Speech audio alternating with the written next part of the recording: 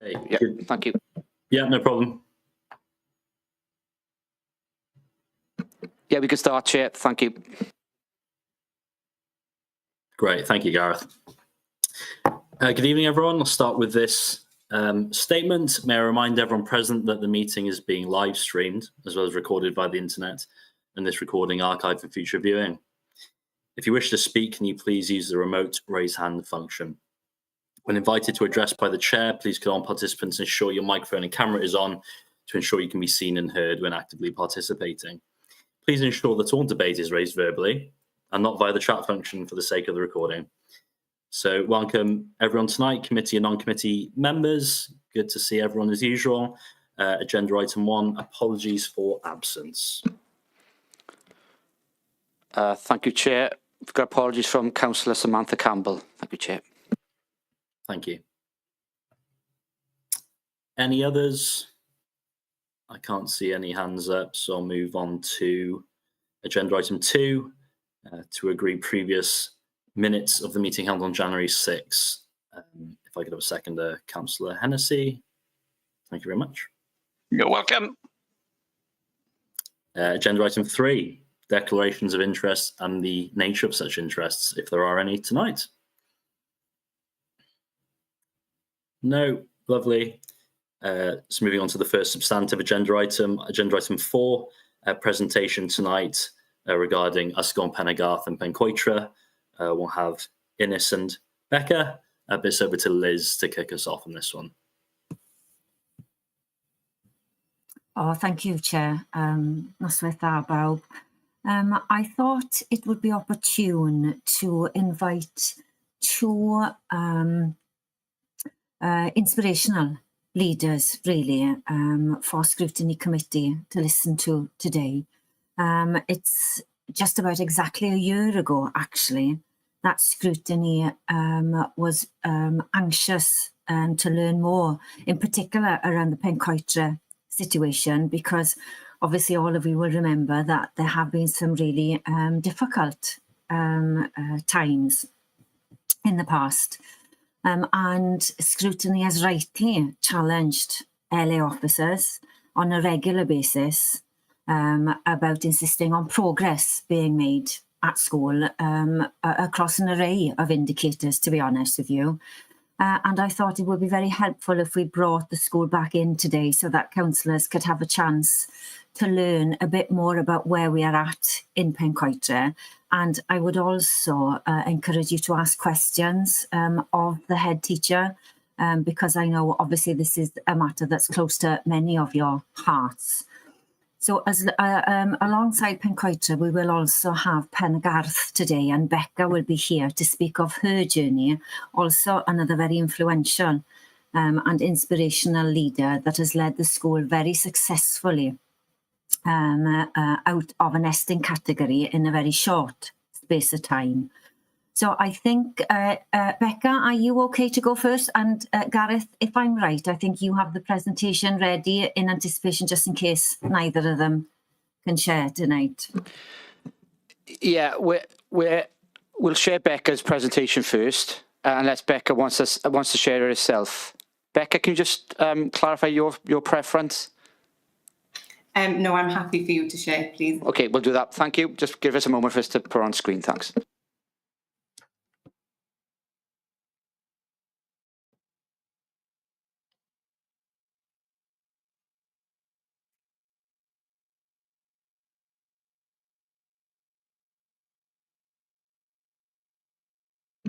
There we go, Becca. All yours. Thank you. Diolch. Noswaith dda bawb. I will try my best to convey our improvement journey in 10 minutes. As you can see there from the slide, our motto is Law and Llaw, llwyddiant a ddaw, together success will come. Diolch, Gareth. Next slide. So just a bit of background for you. I had the privilege of being appointed as head teacher of Pen-y-Garth back in September 2022. Pen-y-Garth then was put into category of special measures in November 2022. I then started in January 2023 and could see immediately that many improvements were needed, but also felt at home within 20 minutes of stepping through the door. We had 5 recommendations from Estyn from the initial inspection, which were leadership, self-evaluation processes, teaching and learning and making sure that there was appropriate challenge, development of the skills, specifically literacy, digital skills and numeracy skills, and then ensuring that the feedback for pupils' work was purposeful and correct. We also then had to write a post-inspection action plan for Estyn. So I did start this during Christmas holidays before starting, and then shared this with all staff during the first week of the spring term. Diolch, Gareth. So what was really important for me to begin with was to share the vision that I had for Pen y Garth. During that first week, I shared it with the staff in a staff meeting. I shared it with the pupils on the first day during an assembly. I also sent a letter to parents on that first day introducing myself and ensuring them that I would give my best to Pen y Garth. And also what was really important for us was to establish new values for Pen y Garth. So all stakeholders were involved in deciding on these 3 values that we have, and we live and breathe these values daily in Pen y Garth. So parch, respect, Cymreictod, Welshness, and hapusrwydd, happiness. And as you can see at the bottom then, the vision that I have and that we all share as stakeholders in Pen y Garth is that every child and every member of staff are happy and successful in school. Diolch. So we had a lot of priorities, but I've tried to cut them down here for us. So the first thing that we did in staff meeting the first week that I started there was to discover and to remind ourselves why we're doing what we're doing, what our purpose is as staff that work in school. We also reminded ourselves, and we do this on a daily basis still, that everything we do is for the children. Yes, we needed to get out of an Estyn category, but everything we did and that we continue to do is for the sake of all of our pupils. They're at the heart of everything that we do. We needed to discover the areas for development. So although we had the 5 recommendations from Estyn, it was quite obvious as well that there were other priorities that needed concentrating on as well. So what I did within the first 2 weeks of starting, I held an invaluable check-in with every member of staff. Relationships are really important to me. I wanted to learn about them as individuals, but I also wanted to know about what they thought Pen y Garth was about. I asked every member of staff 3 things that was good about Pen y Garth and 3 things that needed to be improved at Pen y Garth. And the staff were brilliant. They have been from day one. They were really honest and sensitive with their feedback. Also what we do, again, on a near enough daily basis, is we share our non-negotiables as staff at Pen y Garth School and the high expectations that we have, the non-negotiable high expectations that we all have of ourselves, of our families and of our pupils. And then remember that every day counts. Every lesson in a child's education, every day, it all counts. Diolch. As I mentioned, relationships are very important to me, and they have been, or this has been, a key part of ensuring Pen y Garth improvement journey and ensuring that we come out of special measures. We looked at ourselves, we looked at, were we modelling the best behaviours to our pupils and each other? Were we modelling the best routines for our pupils and each other? So as I mentioned, I had the initial check-in with every member of staff, but this is something that I do at least twice a year as well, and this is on top of the check-ins during performance management. Well-being of staff is a priority. If the staff are happy, the children will be happy. So the well-being of staff and children is so important to us in Pen y Garth. Everybody understands that they have a voice. All the pupils and all the staff understand that they have a voice and that we want to know what their opinions are, and that we will take them seriously and respond accordingly. From day one, I've made it very clear that every member of staff is accountable for his or her actions, and I've made it sure that I trust the staff as well, which has been key to ensuring great morale and a happy workplace, especially under the circumstances of being in special measures. I think it's a privilege as a head teacher to be able to praise the staff and to thank them, but also to make sure that that praise is purposeful so that they understand why and what they are being praised for. Another important thing we did was we held a workshop on personalities. We have roughly about 30 members of staff in Pen y Garth, some full-time, some part-time. So we felt it was necessary to do this so that we could all understand each other's needs and why some people would do it in one way and why others would do it in a different way. And we've had really positive feedback from that. Diolch, Gareth. So be wnaethon ni, what we did and what we continue to do is one of the first things I did was establish a robust performance management process. All the staff were very grateful and very thankful that performance management was being taken seriously and that they would be receiving professional development and accountability and support as part of that. There's always been a strong focus on teaching, which is obviously our bread and butter as teachers in schools.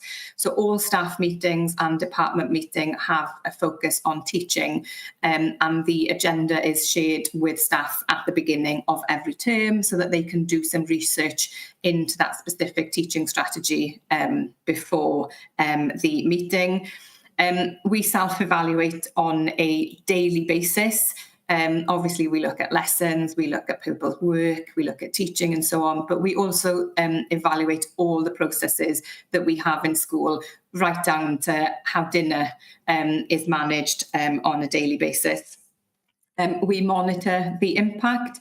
The majority of the strategies that we introduced have been very impactful.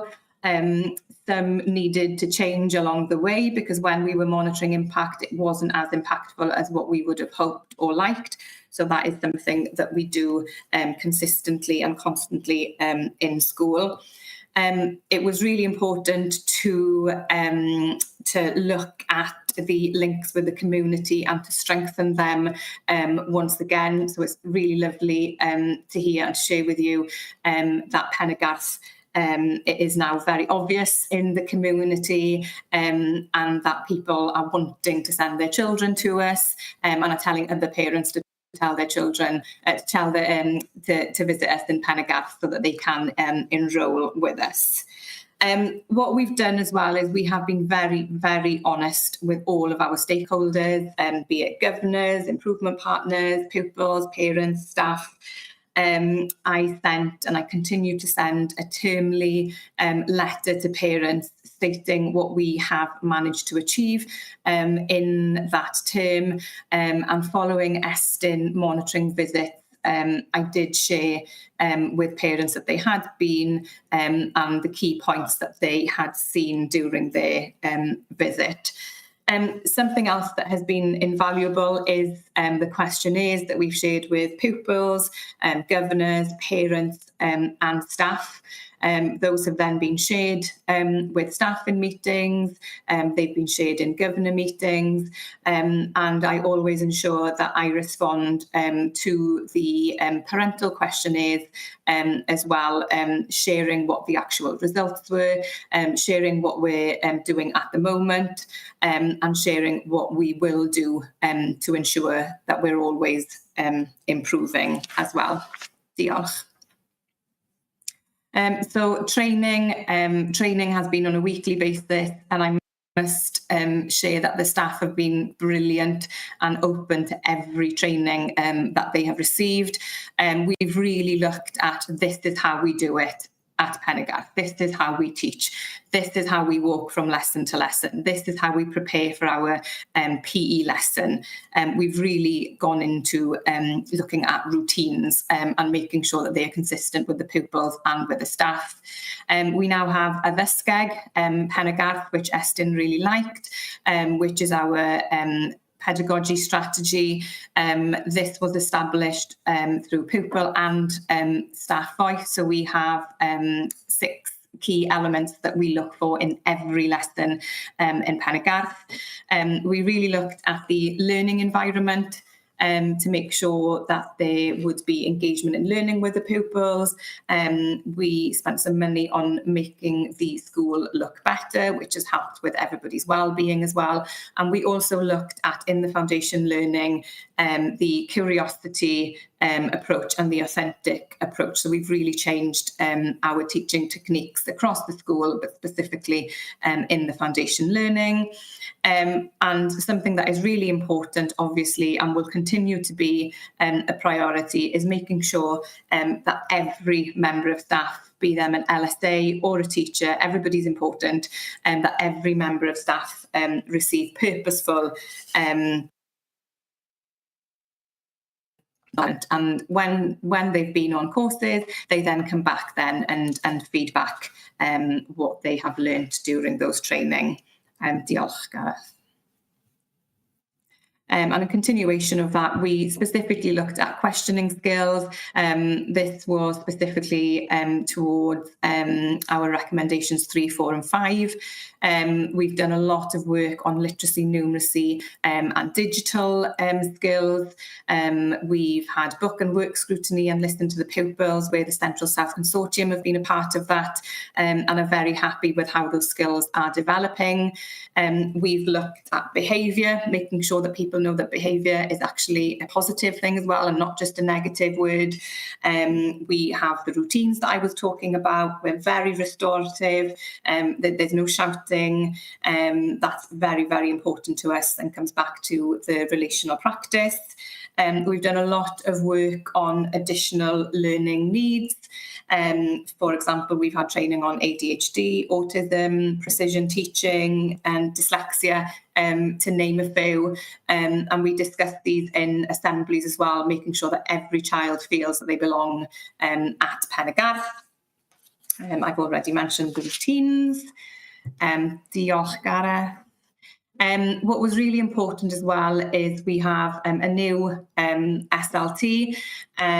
So we needed to ensure that there was training for the SLT to make sure that we were all consistent in our expectations. So we looked at what the role of a senior leadership team member is. What is it? What isn't it? We made sure that everybody has clear roles and responsibilities and the initiative to undertake that role independently as well. Something that I did again which was really invaluable, was to share a leadership questionnaire with the senior leadership team, where they had to be very honest where their strengths and areas of improvement were, and then we had really beneficial leadership discussions following the completion of these questionnaires, where there was high challenge but very low threat, to ensure that we all knew what we were doing to ensure that Pennegarth continues to improve. We look at books, we listen to pupil voice. and lessons. And again, we've done this together to ensure that we all have the same expectations and that we all use the same language when we're discussing with pupils and with staff. Diolch, Gareth. So then Estyn came back to visit. They came in April 2023, which was the first time I actually met them after starting in January 23. This is when we went through the post-inspection action plan, and it was agreed that it was a thorough plan to get to grips with improving Pen y Garth for our staff and pupils. They then came back for 3 monitoring visits, one in October 23, March 24, and October 24. And during the October 24 visit, it was decided that we did not require special measures anymore. During those visits, they observed lessons, they looked at books, they looked at files and files of evidence that we had as a school. They spoke to staff and were very impressed, one with the staff knowledge, but 2 with how happy the staff were and how great morale was, considering that we were in special measures. And they also spoke to pupils and were full of praise for our pupils as well, about the way that they were discussing their work and how enthusiastic they were. So the next slide, I won't go through all these because I probably don't have time, but this is where we are now. We're very, very proud of the monitoring report that we received from Estyn back in October. We feel that it reflects Pen y Garth and what we do every day perfectly. So a few key things to note. Teachers from other schools now are coming to observe great practice at Pen y Garth, which is lovely. It's lovely for our staff, but also it's lovely to give back, because we really appreciated being able to observe good practice in other schools when we needed it. And we have high expectations that there's a really strong Welsh ethos and culture, which is just fantastic to hear as a Welsh school, that we've got a range of self-evaluation processes and that we really know what our strengths are and our areas for improvement. Clear communication, that was great that they'd noticed that, because that was something that staff and parents had noted that really needed to be improved. And then, diolch Gareth, next slide. That pupils are working independently with purpose and enthusiasm. That's just fantastic. And when you walk around Pen y Garth, that is what you will see in every lesson, every day. We're now providing purposeful feedback and opportunity to improve work, and the children are an integral part of that. And something else, which I think is actually the last sentence on the report, is that they feel, and I absolutely agree, and this will continue to be a priority for us, that there is a strong culture of continuous professional development. Although we don't require special measures category anymore, we will, of course, strive to improve all of the time. Nid da lle gellir gwell in Welsh. And then the next slide to summarise. So, sut rydyn ni wedi llwyddo, how we've been successful. Again, I really believe strongly the importance of relationships, and relational practice has been absolutely key for us, and is key for us, and will continue to be a priority. We have a fantastic team of staff, and I think it's an absolute privilege that I get to work with them every single day. Everybody feels important at Pen y Garth. We have a very supportive ethos there. We have consistent, honest and sensitive communication. We're not scared of having those conversations, but we make sure that they are sensitive, and that we remember that we are all humans and that we all have feelings.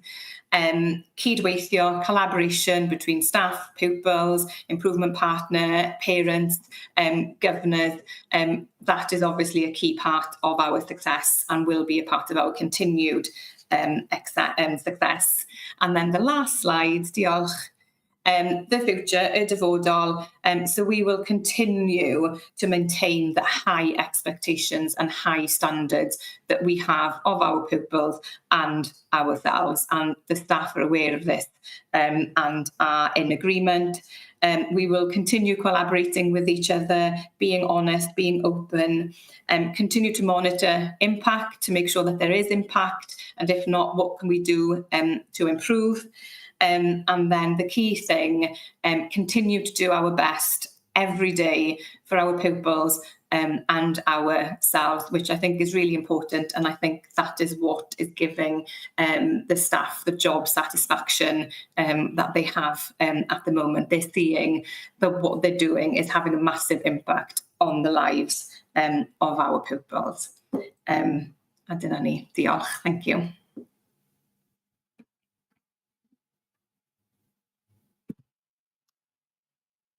Thanks very much for that, Becca. Before we have Innes give his presentation, I'll open it up to councillors and committee members, see if anyone's got questions for Becca.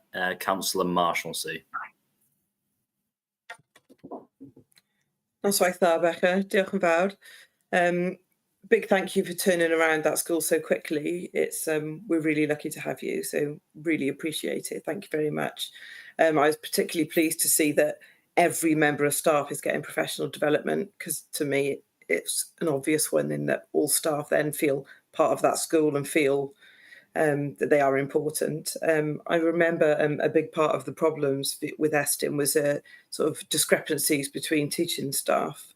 And I know that actually your staff are now much more consistent, but I was just wondering, what do you think the main parts of the changes you made in ensuring teaching is more consistent?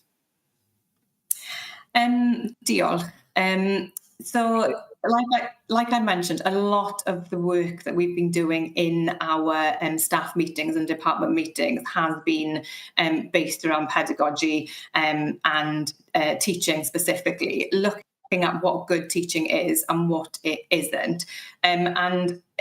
We have the ethos now in Pennegarth of staff just going in to observe each other, that I may not even know about it, that they go up and ask each other, oh, I've heard that you're really good at doing this questioning. Can I come in and observe that for 5 minutes?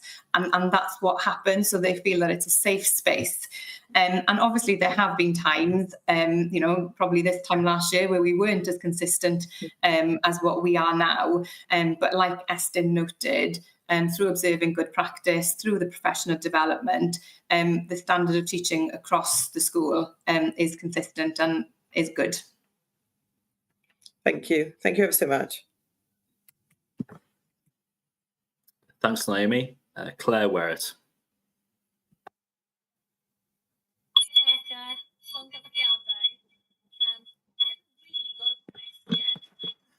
Sorry, Claire, we can't hear you. Oh.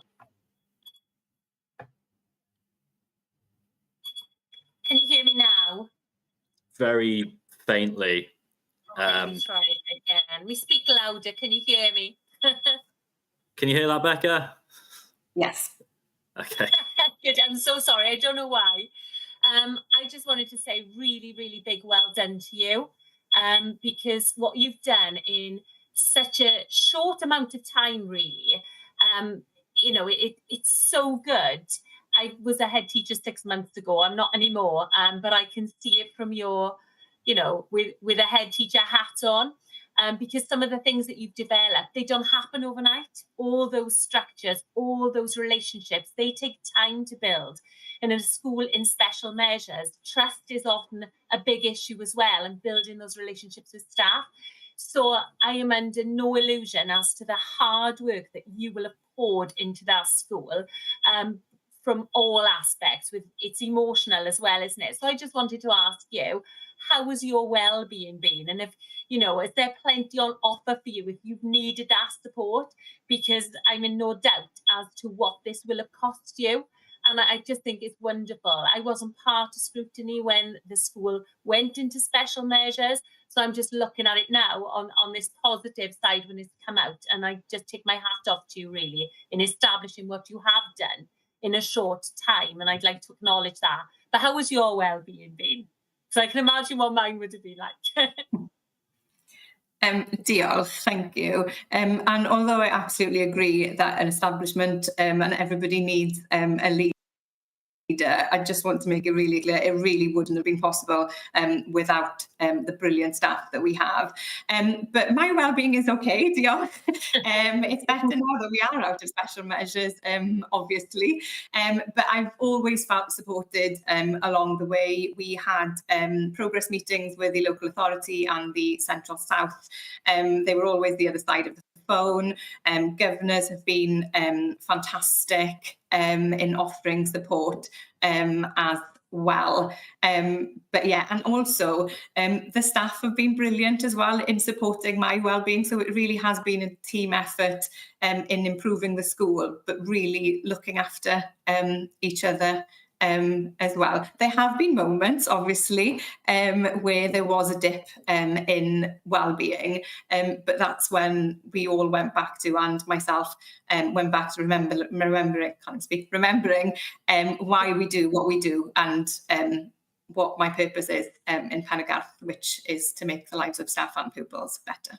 Well, that is so good to hear, and well done for you. And I wish you all the best with the future steps for the school. And I'm glad your well-being's okay. The Vale were brilliant when I worked there, so I can imagine the support that you've had. But many congratulations to you and best wishes for the future steps as you move the school forward to even better things. So well done. Diolch. Thank you, Claire. Councillor Payne. Thank you, Chair. Diolch, Becca. I was going to ask the wellbeing question. That's one of my stock things. Is I brought it up a year and a half ago about the wellbeing of head teachers during inspections. So I'm glad to, that you had support. But one of the other things I noticed in your presentation was around book scrutiny. So I'm interested in that. And obviously, I know it's scrutinising books. That's kind of goes without saying. But what kind of involvement there is in scrutinising books, and who's involved with it? Is it paid reading? Is it parents? Is it other peers? How does that work? So what I failed to mention during my presentation, which is really important, is when we look at books or go to observe lessons, I think it's very important that we give the teachers enough notice for this. So whenever we had monitoring or whenever we have monitoring exercises, the dates are shared at least 2 weeks in advance, and usually at the beginning of every term. So to begin with, it was more SLT and the improvement partner looking at books. Sometimes we just look at books, sometimes we do it with the staff, and sometimes we do it with the pupils. But more recently, we have 3 fantastic middle leaders leading on digital numeracy and literacy. They are now involved in leading the scrutiny, listening to the learners, learning walks, and so on. So everybody is more involved now, but again, to do with the ethos and culture that we have, looking at books and good practice in books also happens quite naturally during departmental meetings, where we would just ask every staff member just to bring one book. It could be a book that they really wanted to show off. It could be a book that they wanted more support about how to help that pupil improve. So there's a range and there's a variety of different ways, but by now it's lovely to share that everybody is involved in that. Diolch yn fawr. Thank you. Cheers, Becca. Thank you, Helen. Geraint.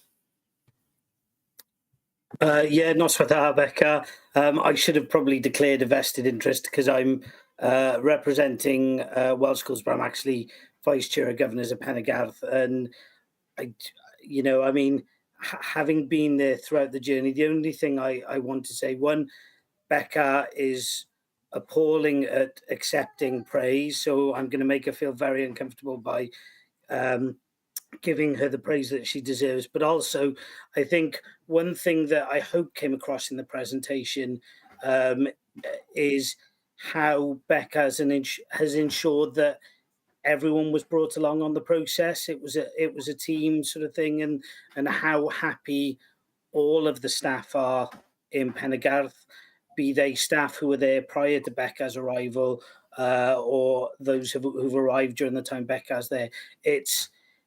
It's an incredible place to be. I'm thrilled and honoured to be a governor there, and thrilled that my little one has started there. He has been very confused in the last quarter of an hour trying to find Miss Pugh because he can hear her. But yeah, no, it was just to really sort of echo the incredible work that's been done in Penargarth, and just to thank Becca since she's here again. Yeah. Great. Thank you, Geraint. Councillor Asbury.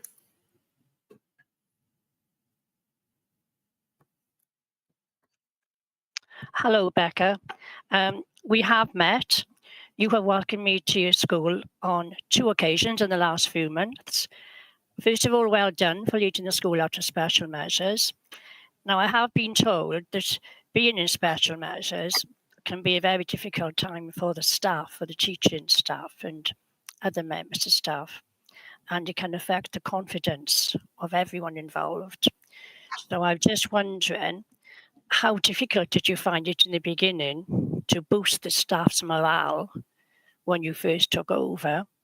And did you find that the changes you had to make were very difficult in the beginning for all staff members to comply with the Eston recommendations? I hope that doesn't sound like an interview. I was trying to be, what about the teachers there? But you covered a lot of that in your presentation. Thank you. Diolch. Because I was new, I think, and I didn't know many of the staff to begin with. I think I knew about 2 or 3 of them. So I really did need to get to know them, and more than need to get to know them, I wanted to get to know them and know them as individuals and know them as staff members of Penargarth. So morale, believe it or not, it actually wasn't that low when I started in January, because I think everybody found this as a fresh start and that they knew that change was coming. I don't think they knew that I was going to introduce so many changes so quickly, but like I mentioned earlier, they embraced the changes. They were very thankful for the support that they were being given. They were really thankful of the leadership that they were being given. And they've always been hard workers, but they wanted more guidance with what specifically needed to be done. So morale actually from that day was great. And I think because I held the check-ins with every member of staff, they felt important, they felt listened to. In my presentation to them, where I shared my vision in the first staff meeting, I shared that it doesn't matter what your role is in the school. I'm no more important than anybody else. Nobody is more important than anybody else. We are all important, and we all have a job to do. So I think from that meeting, everybody was like, oh, okay, we're all equal here now. Let's get the job done. And that's what the staff did. And, you know, like I said, Eston, during their first visit in October 23, actually asked me, who would you like me to choose from the staff for them to speak to? And I said, oh, ask anybody you want. And they were like, no, we'll let you choose. And I was like, no, you ask anybody you want, which they did.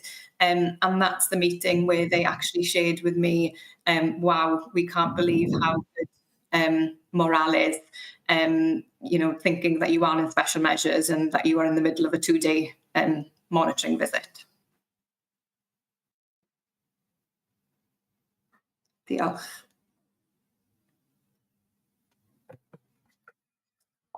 Anne's gone black, but there you go. Anne? Right, thank you. Everything froze then. It's happened a few times this week. So thank you, Becca. And just for you to know, you are getting a very good reputation. Diolch. Thank you. I can't see any other questions, but I just wanted to pick up on something you mentioned in your presentation, Becca, about the community links. Would you be able to elaborate on what form those have been taking?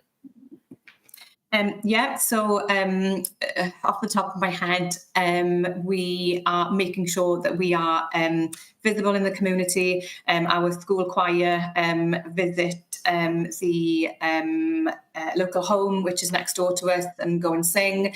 Our digital wizards and our eco council also go to visit Hazelhurst. We make sure that we are very visible in Gulfach Bro down on Barry Island, where I think we had over 100 pupils singing, which previously has been about 15 of Pendergath pupils there.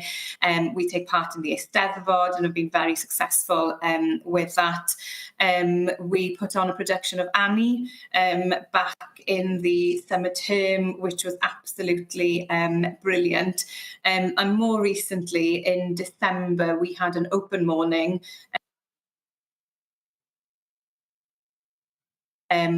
We weren't entirely sure how many parents would turn up. I was thinking I'd be happy with about 5, and we actually had about 20 parents come and listen to myself speak. They listened to the school council, and we went for a walk around the school. We looked at lessons and so on, and it was a really, really positive morning, with the majority of them saying that they would be enrolling their child with us at Pendergath. That's great. Thank you, Becca. I can see Councillor Birch would like to come in. Thank you. Obviously, I'm going to offer my congratulations again, having been to several of the meetings that saw the improvement journey, and it, having been a teacher myself and been through several inspections, I know the steps that have to be taken and how difficult it can be to bring staff with you, because many of them were regarded as a kind of criticism of their teaching and so forth, but it really felt like you had offered them leadership that they'd been looking for, which I think must be very gratifying for you, but also for them as well, because everybody wants to feel they're doing something successful that they look forward to doing every day, not just how can I drag it out till Friday afternoon, which I know we've all felt at some point, haven't we? So I obviously I'm offering my congratulations on that, but also I was interested to pick up on what you said about parents recommending the school to other parents, because we know that hasn't always been the case, and I'd be very pleased if you've got any comments to make about that. I mean, the fact you've got more parents coming into the school is fantastic as well, isn't it? Because it's a nice school, it's got nice facilities, it's obviously got a lovely staff, and the children are all delightful, because they always are. So I'd be interested in what you were saying about parents recommending it to other parents. Yeah, so we're, again, very lucky with the parents that we have. One of our parents runs a Cilch Ti session every Tuesday morning in school, where parents obviously come with their young children. Some had not intended to send their children to Pendergath, but having been there, having spoken to myself and spoken to other staff members and walking around the school, they either have decided or actually have already decided, and their children have actually started with us. We also now as well have Cilch Meithrin Pendergath, which used to be Cilch Meithrin Dinas Powys, on site as well in one of our classrooms. That again has been brilliant, because once we get the parents into there, and they then obviously see what being a part of Pendergath actually entails, that has also helped improve getting more children to come to us as well.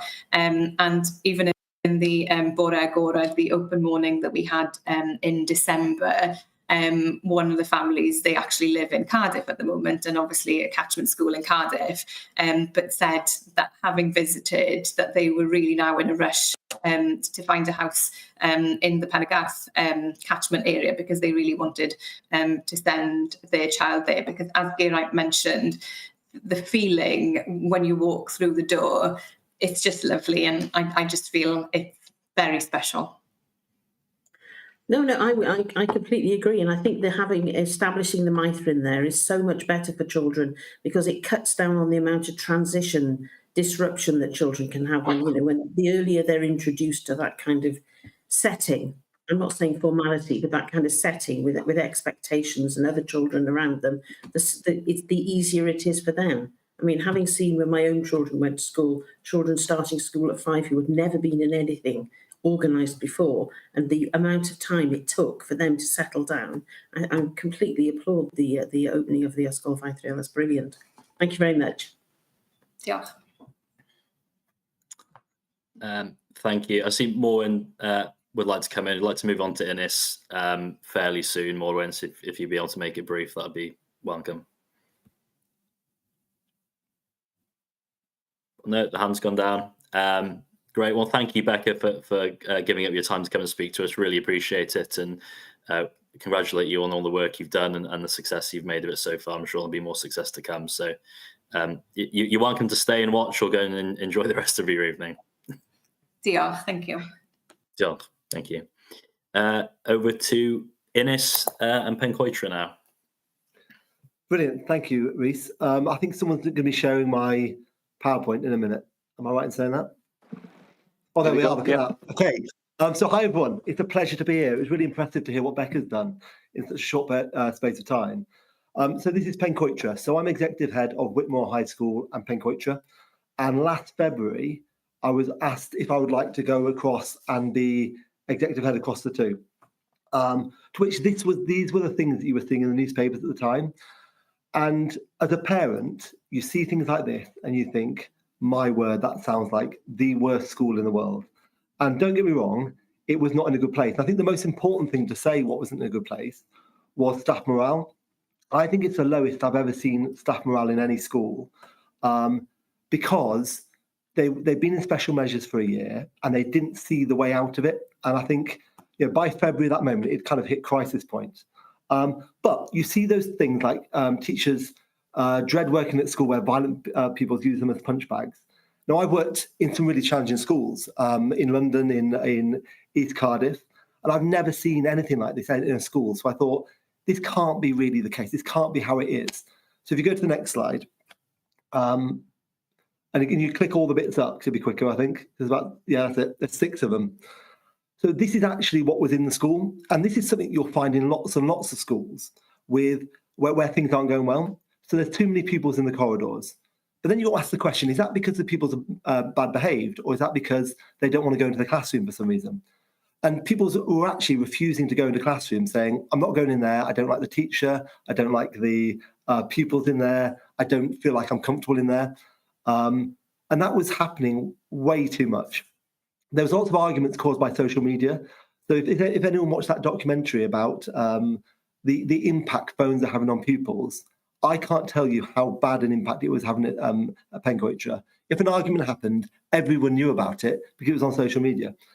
Now, the next one's really important to say that literacy levels were low coming into the school. And that no matter what, I'm dyslexic, I never found reading particularly easy, but I had lots of help with that, which meant I gained confidence. And if you can't read, if you can't write, you're never going to enjoy your lessons.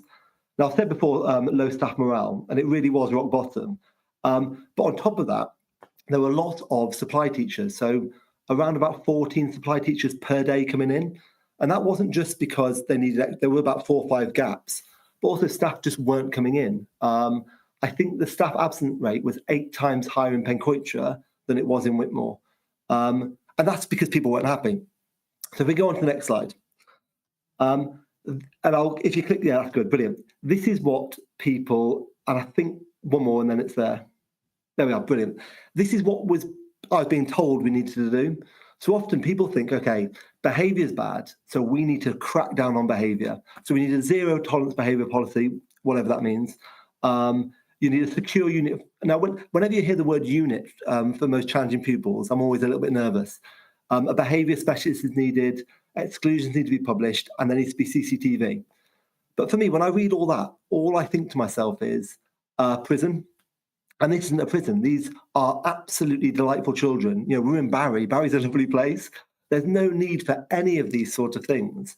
And once you've got to this point where you are seeing pupils as always doing the wrong thing, that's when the culture is completely wrong. And you've got to turn it on the head and think, well, what are we doing to make sure it's an environment that pupils want to be in? How can we change that environment? Because in every school I've ever been at, if you get the culture right, if you get the environment right, pupils will always go with you. They're not the scary things that you're frightened of when you see those headlines. They are just children and they want to learn and they will go along with what everyone else is doing. So on to the next slide. Okay, good. Yeah, go back one and then we're there. Brilliant. Thank you. So what did I do when I got there? Well, I talked about what I always talk about, which is teaching and learning. Because if you get the teaching right in classrooms, that is how you are in control of the situation. The moment you start talking about behaviour, that is reactive. How can we own this situation? And that is by making sure our teaching's good. So if you go to the next slide, what we've got at Pencoitra is we follow the identical model of teaching and learning to what I've got at Whitmore, which got a case study when we had Estin a couple of years back. And it's just the very simple I do, we do, you do structure, which is Rose and Shine principle, if anyone's interested in teaching. And what it's basically saying is the teacher's in control of the lesson and we'll organise how the lesson goes. So if you look at that slide there, all the staff use identical structure of slides. So that's the beginning of a lesson where it says do now. Down the side, this is what's expected of me. So people know exactly what's expected. There's always a time, there's always a noise level. Because if you make your expectations clear, pupils will go with it. And this slide comes from a presentation by our teaching and learning team, where they get staff members who are doing a really good job to present every Thursday and show their work. And then the staff have to rate it using that criteria there to say, is this do now as good as it could be? Could it be made even better? And what I like about that is yes, the person who's standing up is excellent, because of course they're excellent, because we're watching about 50 lessons every 2 days. So I'll talk about that later, but we watch lessons all the time. And when we're going around those lessons and we're seeing best practice, and then we're sharing it with staff, what I love is that ability to be open and say, whilst I think this is really good practice, I would love you to critique it and find out what makes it better. So if you go on to the next slide, the teaching and learning team, who are immense. And what I love most about this teaching and learning team, I brought someone across from Whitmore who's seconded for 2 days a week, but the team were all in Pencoitra when it went into special measures. And they are some of the most outstanding teachers you've ever seen, but they had no confidence in themselves. They'd always kind of been put to the back of the queue. So when the school got put in special measures, new jobs were taken out for assistant heads, and they weren't even given interviews. But these guys are superb. So what we do, this is their coaching bulletin every week, and they'll talk about what needs to be done. But what the 4-bit criteria down the side is every teacher in the school uses direct teaching using the identical PowerPoint slides.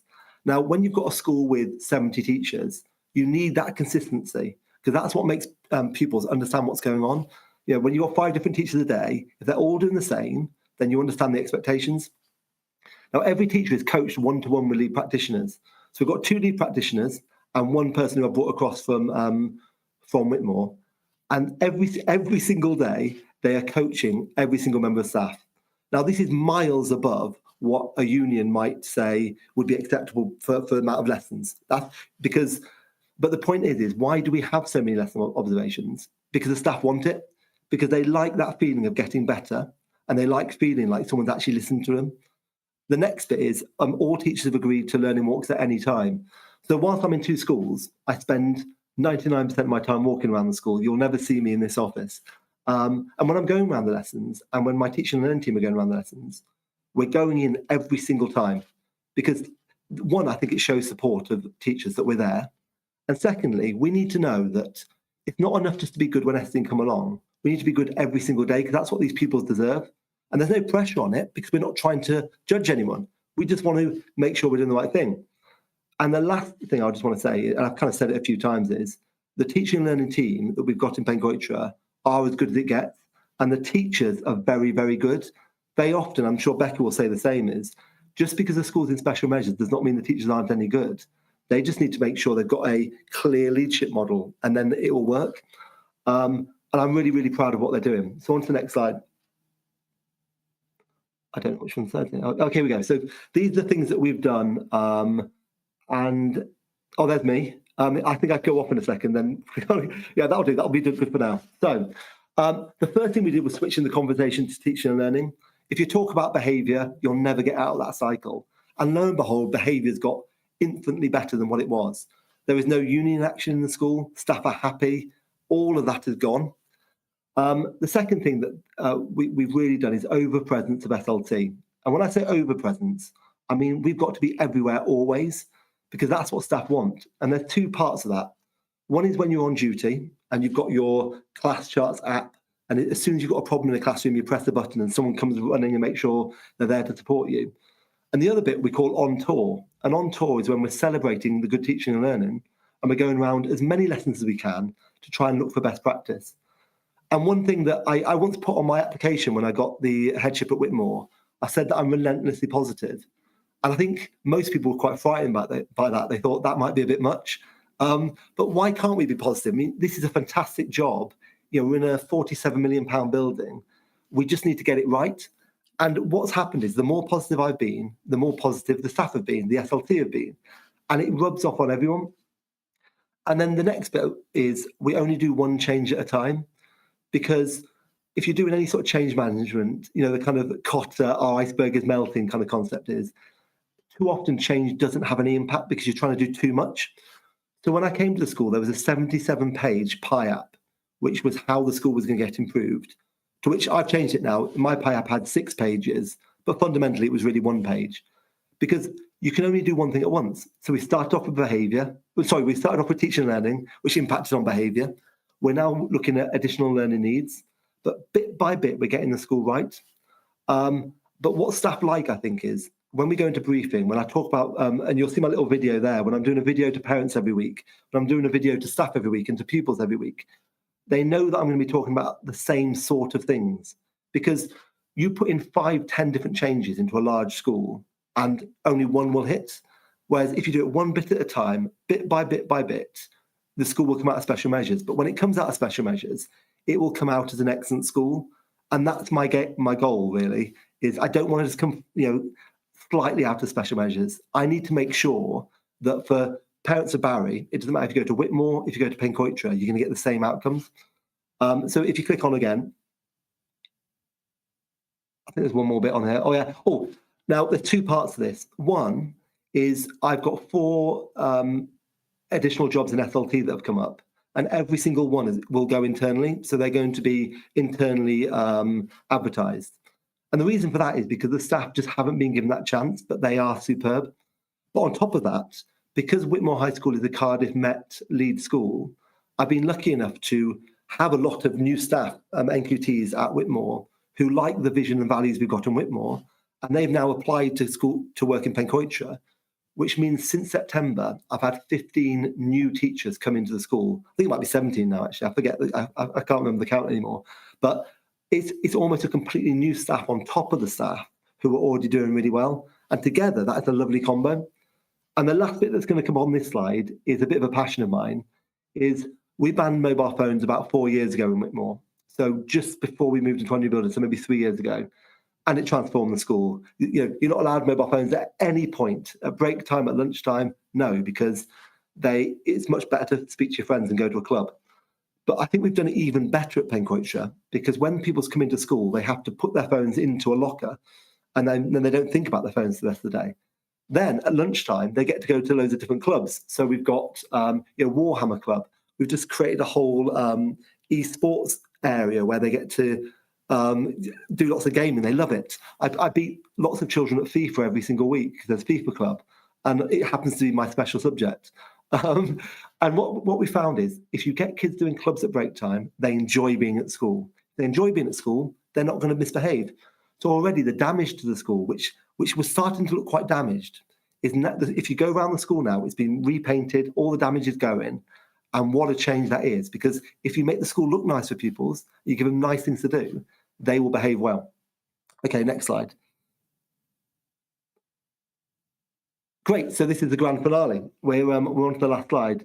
And one more bit, and that's it. Okay, so have we solved it? No, but what I would say to anyone, and I can say this having taken this, I was at Eastern High School when we came out of special measures. You know, Whitmore is an excellent school. I can say that Pencoitra at no moment is a special measures school right now. It's not. But I actually value being in special measures, and I'm not trying to rush out of it. I'm completely honest with Ethan at all points, because what it shows is it's making us incrementally improve and not try and rush it. Because I could rush it, get it done, and 3 years later it goes back down. I've just been appointed to executive head on a permanent basis, and I'm in it for the long haul. I'm 41, so I want to make sure this works for a long time. Next bit, it must be more than that, 20,000 steps a day in both schools.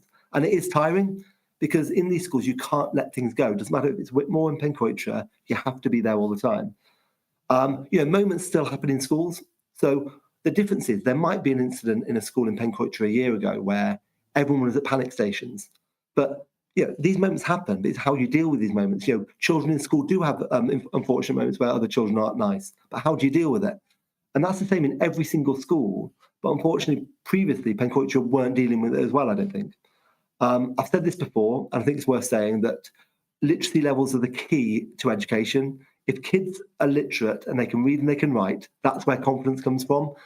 And one of our big push at Pencoitra from year 7, year 8 and year 9, we're bringing something called Lexonic and Accelerated Reader, because at Whitmore, pupils are coming in 1 year behind their reading and writing age at the minute. And by the time they get into year 9, they're about 6 months ahead. And by the time they get to year 11, our GCSEs are well above the national average. Whereas at Pencoitra at the minute, they're coming in 3 years behind their reading and writing age. And that's a lot to come into. So if you're coming into year 7, 3 years behind, that will have an impact. But the kind of finale to this presentation is, if we focus on teaching and learning, that's why teachers got into education. That's what they love to talk about. Is there anything more boring than teachers at a party? No, because I'll talk about teaching. And what I want to make sure with our teachers is we keep this going, because the morale change, the atmosphere, you will feel it as soon as you come into the school.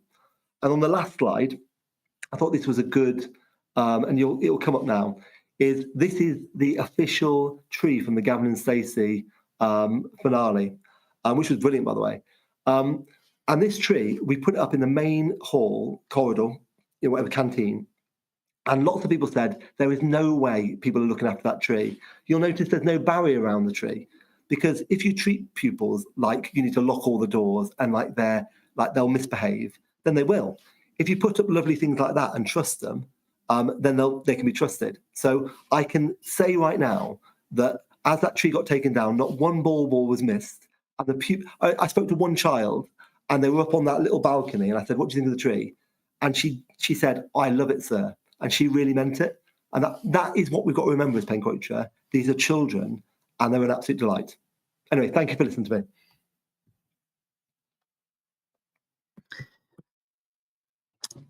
Thanks for that, Innes, and updating it on the great progress you made. And I'm glad you're beating the kids at FIFA. I think they've got to learn sooner or later in life, and you're teaching a valuable lesson.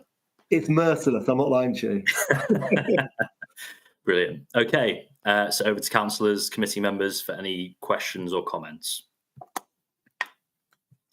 Councillor Asbury. Hello. I visited your school as well as Ysgol Pen y Garth in recent months, and I enjoyed it. Thank you very much. And I was just wondering, if every teacher uses the same direct teaching approach, then how does that work with supply teachers? The key is not to have supply teachers, I'll be honest, because I think if you have supply teachers, they're coming in that day, and how can they even get part of the ethos of the school? So we've got 3 cover supervisors at the minute in school, all of which are training or want to become teachers.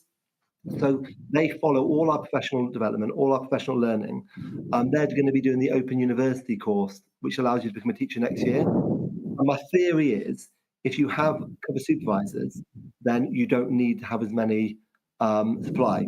This year, we still have had maybe 2 or 3 supply, because, last year it was 15, but 2 or 3, because the problem we had was, I don't want to appoint the wrong person. So if we can't get the right person on that day, then I just won't appoint. And we've used a couple of agencies, and they're the kind of, I would say, the lowest points of it. But give it another 6 months a year, we won't see supply teachers in the school. Okay, thank you. Thanks, Anne. Councillor Marshalsea. Hi, Innes. Good to see you. Right. Again, huge thank you for taking on this role. Much like yourself, I feel that every child in Barry deserves a decent and good education. So I'm really excited to see the changes. My question was about attendance. Yes. I know that it is improving. I was just wondering what the plan is long term to try and get that percentage up to sort of similar to where Whitmore is. Yeah, I mean, attendance has gone up from about 75 and it's nearing 80 now. What I'd say is that is criminally low. Yeah, that cannot be the case. But I'm going to say my genuine opinion of this with attendance is if you focus on making sure a school is safe, that people are happy to be there, they're excited about their lessons, they've got extracurricular, then attendance will rise. Trying to go down the route of fixed penalty notices, negative things, that might do the last 1-2% at the end, but it has to be that transformation of pupils being happier. So the best thing I can say to you is, in the year 7 right now, the year 7's coming in, attendance is at 90% at the minute. Now that is hugely different to the other year groups. Yeah. And that is because those pupils have never had one moment in that school where they haven't felt safe, where they haven't felt happy. And they're the ones I'm thrashing at FIFA every day. Because I refuse to play the older kids. They might be better. So I'll keep on playing the year 7s. And I think that's how these schools go is in next year, the year 7s will come up again and it'll be even better. And it's really hard. If you're in year 11 and you've struggled all your way through school, you've had supply teachers the whole way through, you're not going to just suddenly come into school right at the end. Yeah. And we are waiting for that lag to go, I suppose. Yeah. Thank you. Appreciate it. Thank you. Thanks, Naomi. Councillor Payne.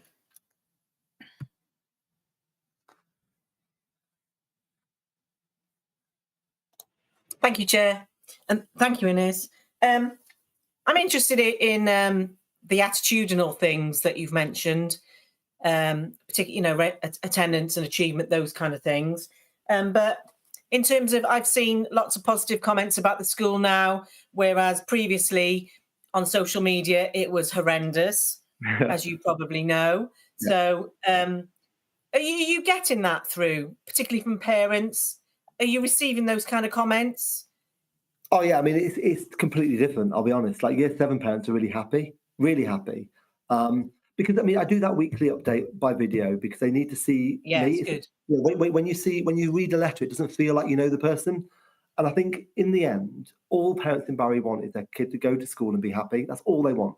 And at the minute, I went on like a tour of schools, primary schools when I first got the job. And the parents were panicking. They were saying, I don't want my child anywhere near that. Yeah. The hardest thing we've got right now is the parents who are there are really happy. The year 7 parents are delighted with it all. But how do you persuade people who are in year 6, as they're coming up, that Pencoach is where you want to go? Because no matter what, parents at the minute are still saying, well, they're putting Whitmore down as first choice. We're going to be hugely oversubscribed at Whitmore. And I've just got to make sure they understand that I'm across both schools and I'm going to make sure the experience is identical. There is no reason why the experience wouldn't be. It's a bit like what Becca said. Schools can turn around quite quickly, actually. Yeah. Once staff are on board, schools can just completely transform. And I think what I'm going to do is, you guys came in before and I really appreciated some of the councillors came in. I think another visit would be a really good idea because... Yeah, good. Because I didn't go on the last one. Oh, great. Oh, come in. Because last time it was okay, but it wasn't in the same league as where it is now. 15, 17 staff have come in since then. So I'd love to... I think the more open we are, the more people will realise that it's a much better school. Yeah, so on that then, Innes, is there, on the back of your comment, is there work to be done with the rise in year 6s? Because obviously I'm in East End, I'm a Cadoxton councillor, and also a Palmerston governor. So, well, I think to be done then. The most important thing always for schools is to know their pupils. So if those primary schools will know their pupils and know where they're at. And I think really for me, nothing else matters more than being able to read, and reading is the key to everything for me. And if they can focus on that, I think that would really, really help. Brilliant. And thank you and well done. Thank you. Thank you. Thank you, Helen. Councillor Hodges.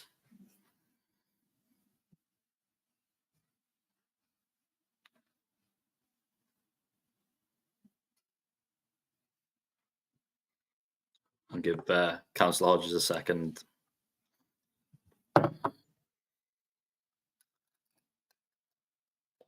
Okay, we'll come back to you, Nick. Councillor Goodjohn. Thanks, Chair. Thank you, Ines. My heartfelt thanks for what you're doing and the long term that you're seeing. You know, I've seen on social media, because I'm a councillor for Dublin, that parents and what you've described, their feelings that they're going to get a different education at Whitmore to Penquattery, which may have been in the past, but now I'm glad we're seeing the way forward.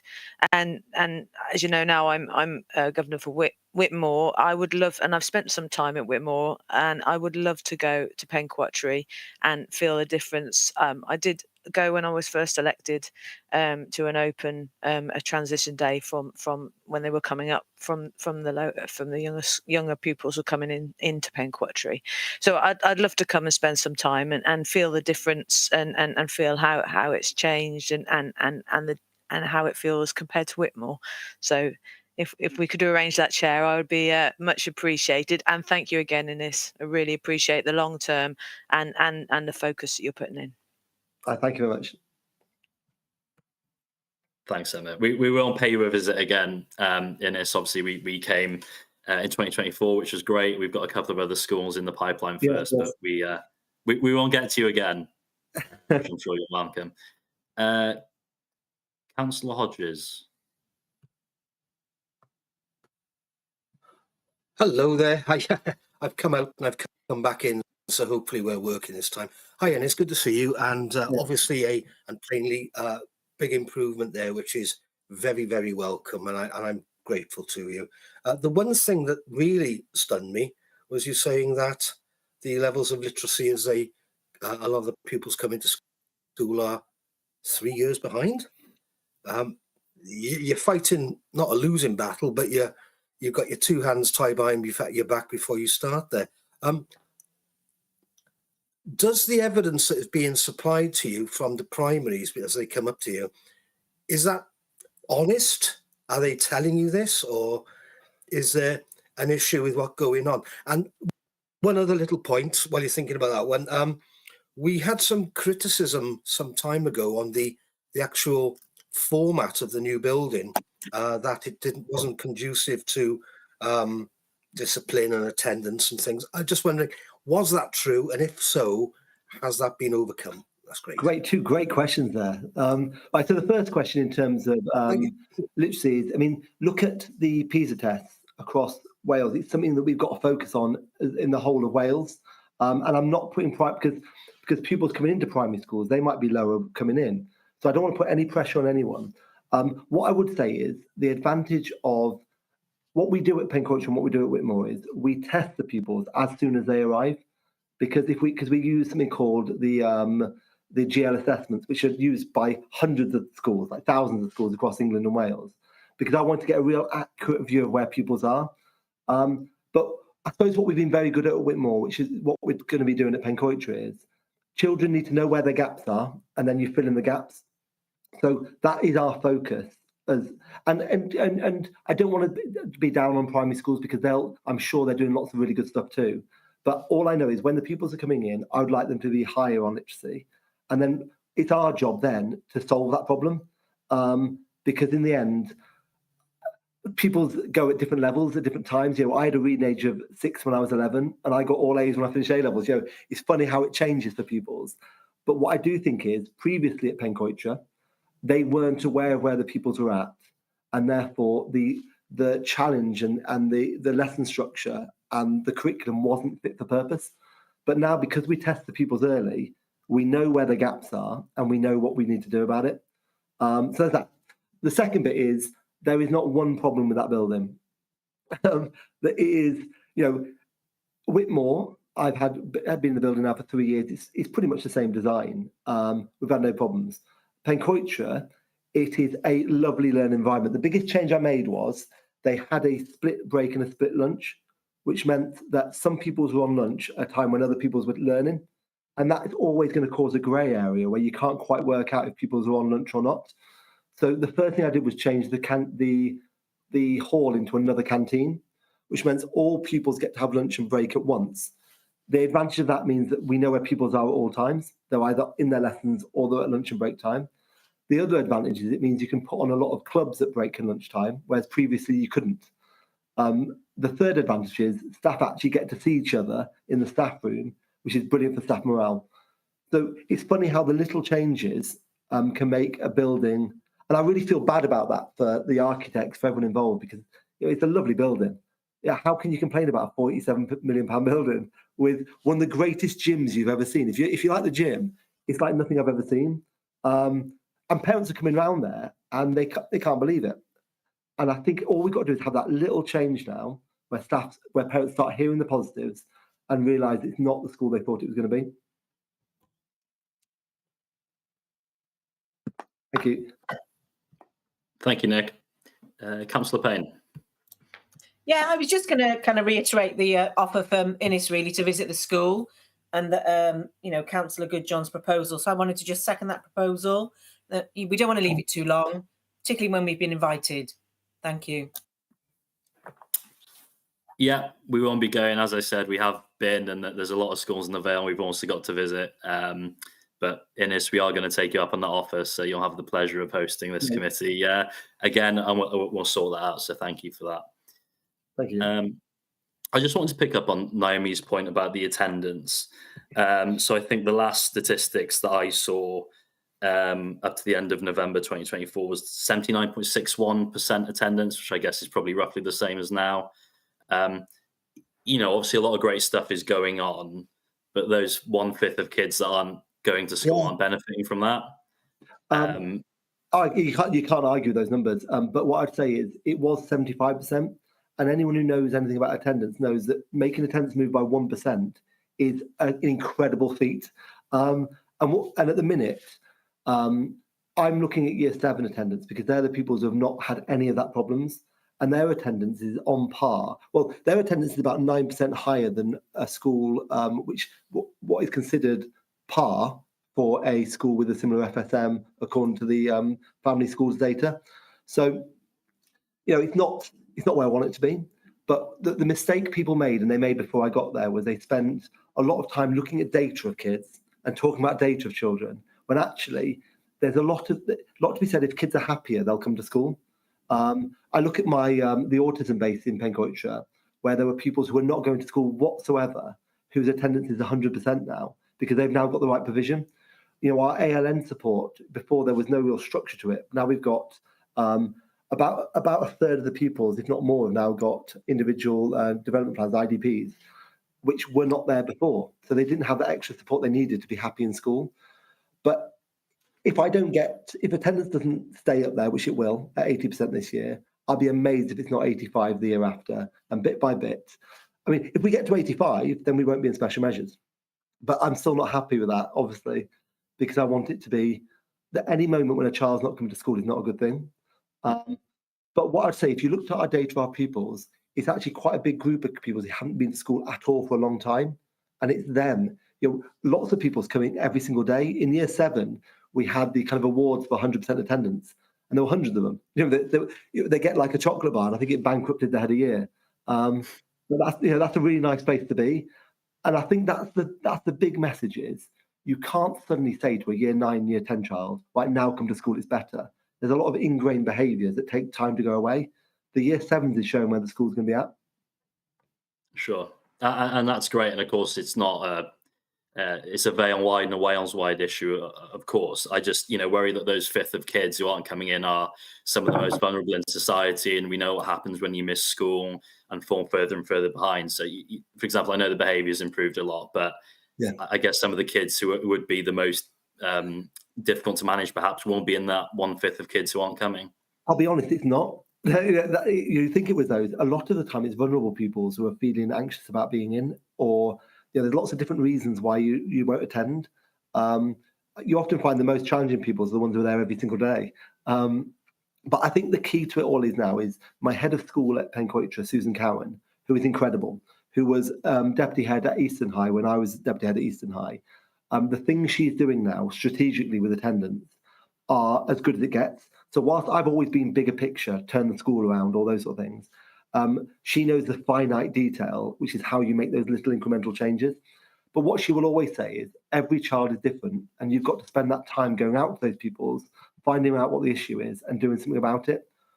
Whole school ideas doesn't work. Great. Thanks, Ines. And I just wanted to pick up again on something you mentioned a couple of times in your presentation and in the questions from councillors as well. It's about the reading age of the reading levels. Now, I think Estin said a few years ago that about a fifth of kids were going to secondary school functionally illiterate, it's a national scandal in my view. And obviously that makes your job a lot more difficult than the job of your teachers. So if you had, a call or an ask to primary schools or people who can make a difference in education, what would you be asking for to make sure that kids are coming to Pencoitra and other secondary schools at appropriate reading level? I think it's a call to all schools, including secondary schools, because sometimes in schools we focus on all the things that are the cherries on top. But the cherries on top don't matter if pupils can't read and they can't write. They're the bits, it's the underpinning, the kind of non-exciting stuff that transforms people's lives. And I think, often, schools will do this all over in every country. The thing that looks nice on Twitter or sounds really good, lovely. But what it comes down fundamentally is, can that child access the learning they need to access? Because all my confidence came twice, actually, three things. When I was younger, I played rugby, so that was good for me. I was put in a school show and I was absolutely appalling, but at least I was in the show. But the third thing was, it was that ability to read, and my reading age going from 6 to whatever it was when I was in year 9. That's what transformed my life. And I just think it's that before everything else you do in school, the only thing that matters is key skills. Can I read? Can I write? That's what matters. Great. Thank you, Ines. Thank you. Councillor Birch. Thank you. Obviously, I've met you several times over the period we've been talking about, and we've talked many times about turning the tank around, and it feels like attendance is that tanker. That's the most difficult part to tackle out of all of it, because children develop an attitude to school. And I thought it was interesting that when you talked about the first thing that you did was look at the teaching and learning, because I think so often in schools, the way to improvement is seen as telling children what they should not be doing.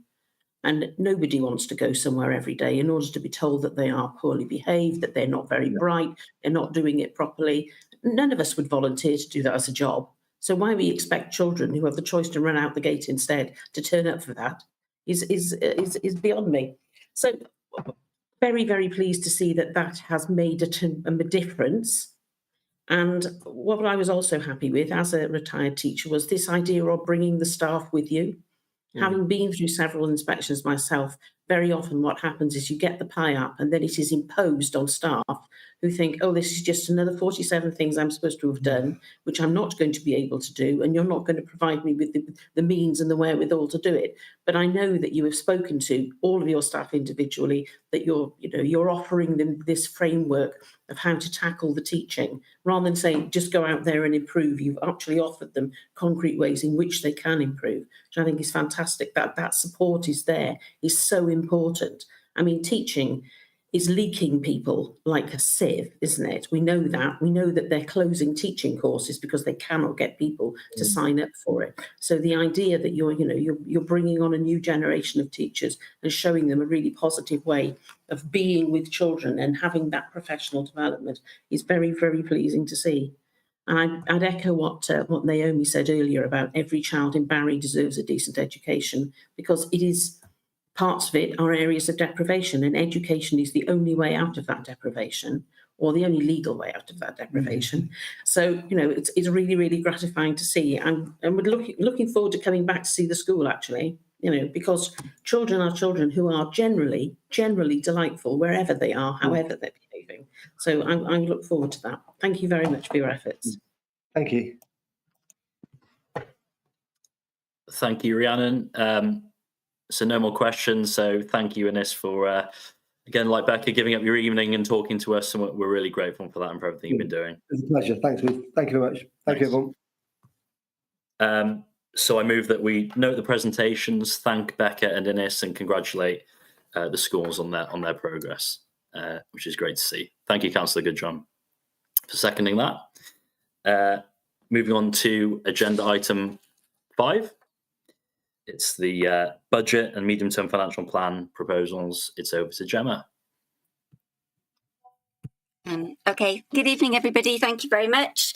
I think hopefully Liz or Gareth are going to share my slides for me. Brilliant, thank you very much. I do have quite a few slides, but I'll try and go through them really quickly. I can, of course, share the slides after scrutiny this evening, and I'm always happy to answer any additional questions outside of scrutiny on the budget as well. So these are the initial proposals for the budget that's currently out for public consultation ahead of the final settlement from Welsh Government, and also working towards setting the final budget on the 10th of March ahead of the statutory deadline, which is the 11th of March. So the ask today for Scrutiny Committee is to review the cost pressures that are relevant to your committee, the savings proposals, and I suppose if there's anything that you want to feed into the wider consultation response, or any alternative proposals that you would like to be considered as part of the consultation and final proposals. So there is some overall context. So if you could just skip on to the next slide, please. So obviously we had the, and again, please, the refresh that came back in November that set out around 34 million of cost pressures and a gap of just short of 15 million. In terms of the settlement, we did have some in-year allocations that corrected the 24-25 budget for pay and teachers' pensions, and there was a 4.3% average settlement across Wales. On to the next slide, please. But in terms of the Vale position, we had 3.3%, which is just short of 7.4 million, but was significantly more than we had factored into that medium-term financial plan refresh in November. Key for us is understanding where that additional funding has been put into the SSAs by Welsh Government. So an increase of 10% across the schools SSA, just short of 12% for social services, and just over 12% for fire, but very little movement on the other service blocks. There have been some other grant announcements that have come through since then, and some positive news in year. On to the next slide, please. This slide just sets out that there are obviously some ongoing challenges in terms of the economic prospects of the UK, and obviously that limits then those kind of the positivity about future prospects for public sector and local government settlements going forward. So obviously that needs to be considered as part of our budget proposals. And as part of the final proposals, you'll see an attempt to address the shortfall across the medium-term financial plan as well through some reshaping themes. And that will reflect some of these expectations about future Welsh Government settlements as well. So on to the next slide, please. So the initial budget that's before you now sets out an overall budget gap of 8 million. There are significant grant transfers in, around 6.5 million, and a 3.3% increase. This budget models a 6.9% increase, but it also includes some increases around expectations for council tax-based growth and a single person discount review. And it also makes some additional provision for collection of council tax arrears, and really positive progress has been made over the last year or so around collection of council tax arrears. The proposals model pressures of 29 million, and I'll go into some more detail about where they sit within this scrutiny committee. But obviously that is still a 11 million pound of the pressures that have been identified as part of the budget process. So there is still significant risk in that area. There's also a savings programme of 9 million, and that's part of how we'll be addressing that 8 million pound gap. So the savings proposals will also run through in more detail. There is some reversal of some temporary savings that have been identified over the past 2 years, which are linked to things like investment income and benefiting from continuing to internally borrow. Fees and charges have generally been increased by 3%, but there are some higher increases where fees and charges haven't been increased previously, or the market indicates that it would be accepting of that increase, or to ensure cost recovery. And reserve projections are also included in the budget report. On to the next slide, please.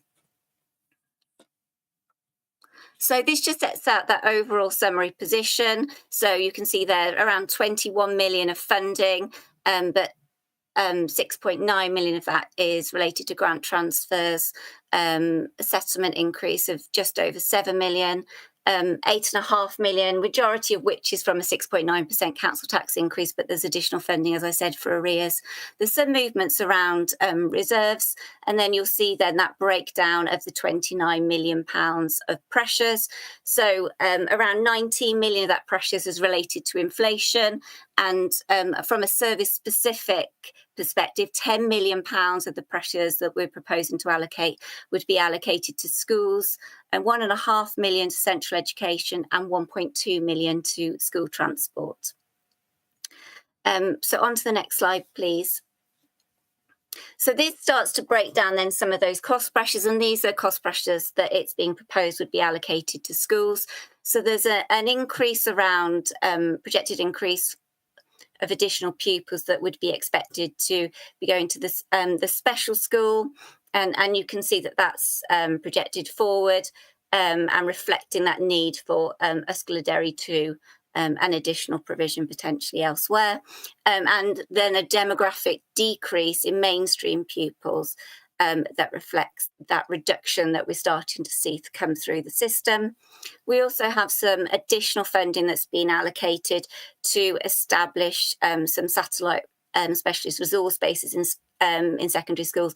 And just to be clear, this actually equates to establishing 2 additional satellite resource bases in secondary schools. So it need to be identified where it would be appropriate to establish these.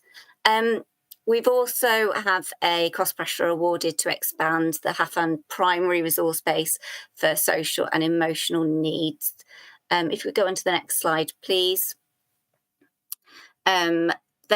The majority of the funding that's been allocated to schools, as you can see, is in relation to pay.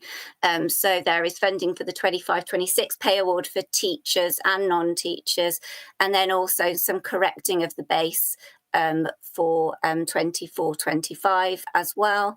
And we also have an adjustment for that peak we saw in energy costs. So we provided some temporary funding from reserves, and that's been stepped down over a period of time. So that's the remainder of that coming out of the system. If you go on to the next slide, please.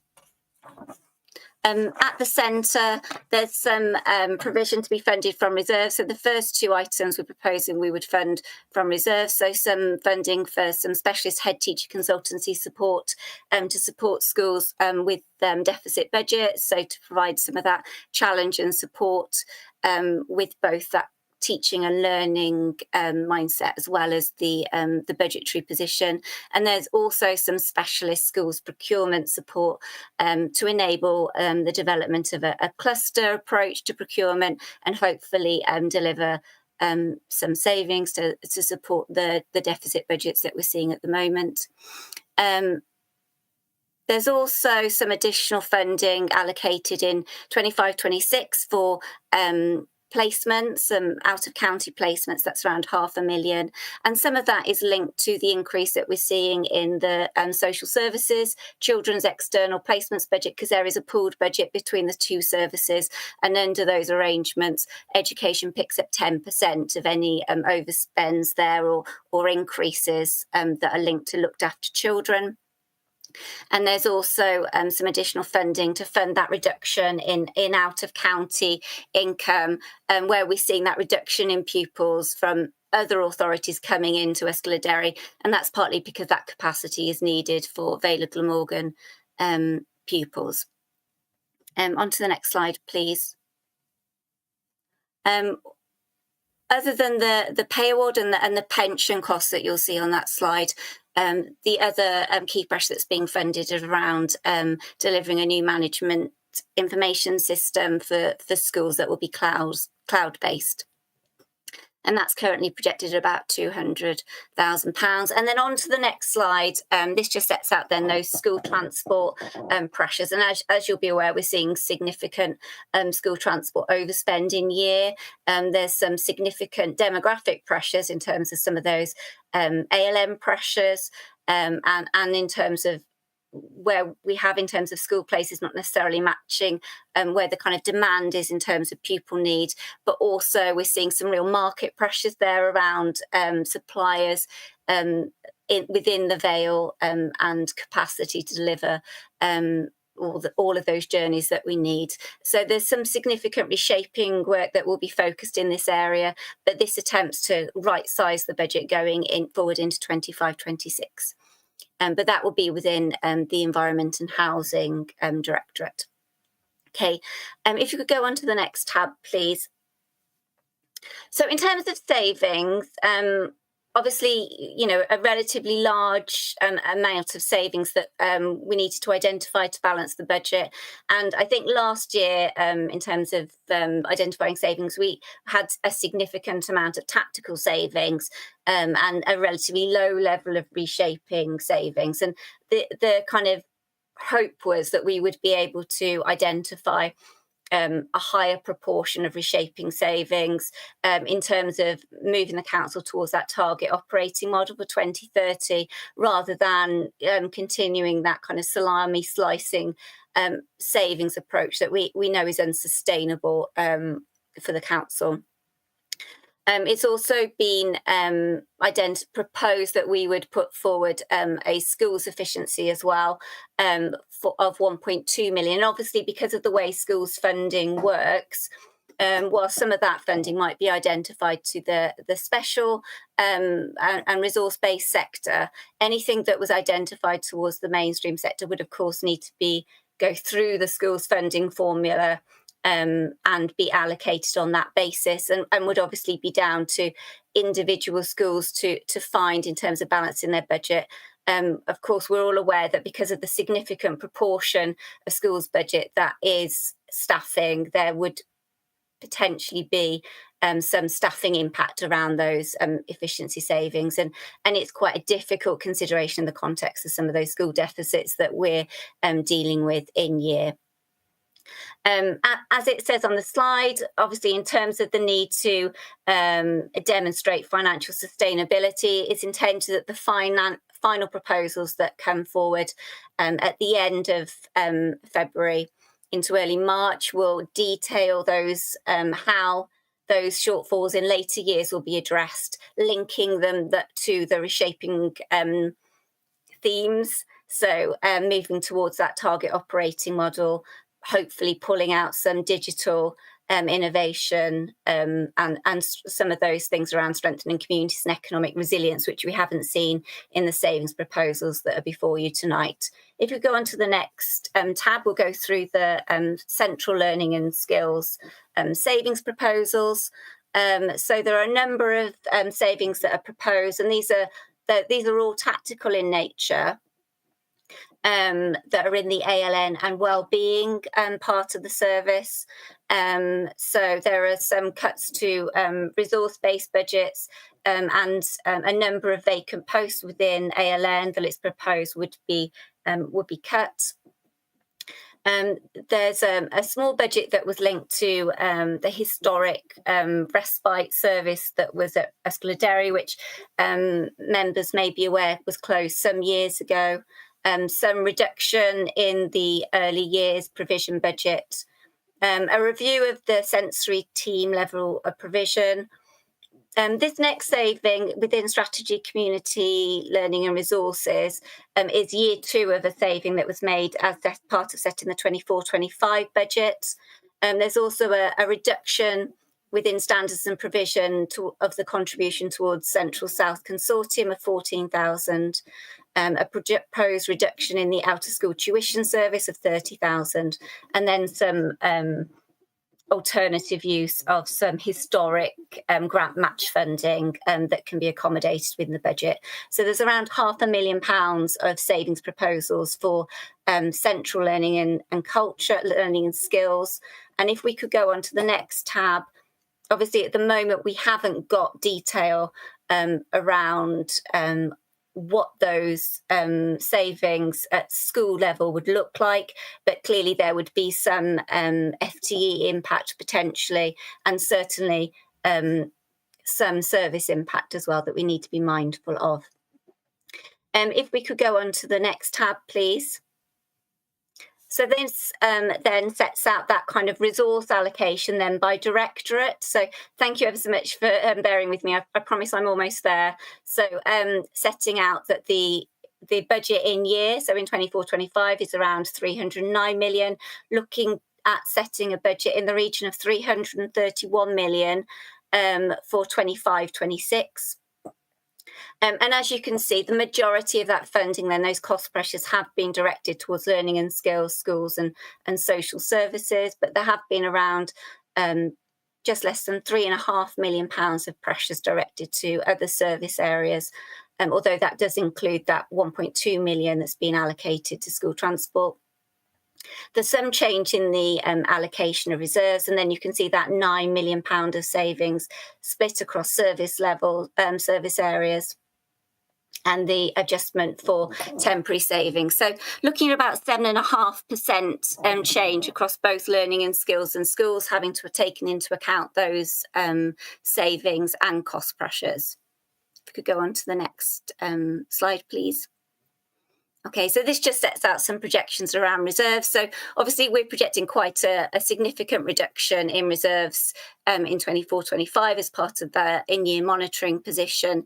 And going forward, I think realistically, obviously the larger part of reserves that the council would expect to be holding would be in relation to the council fund, which it's required to hold in terms of demonstrating the sustainability of the council and being able to respond to those unforeseen eventualities, and also those additional risk reserves that it holds. And it's holding those kind of reserves around things like reshaping, potential legal pressures, pay pressures, and some potential digital pressures as well going forward.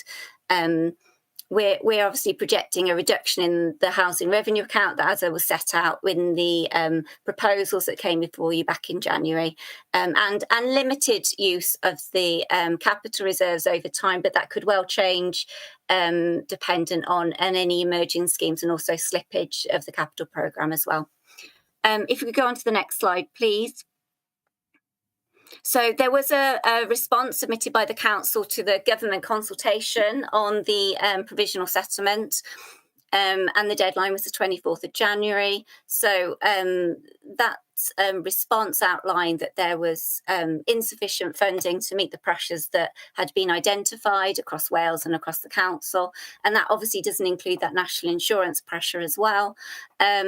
That whilst councils were all experiencing similar pressures, there's obviously quite a significant disparity between different councils in terms of funding, and there was an ask for consideration of a floor for the final settlement, and also some specific issues highlighted around the formulas that are used in the settlement for social care, and specifically I think there are concerns around some of the data for older people, and also the formulas for funding for schools as well, and particularly concerns about some of that additional learning needs funding that the council receives as part of its settlement.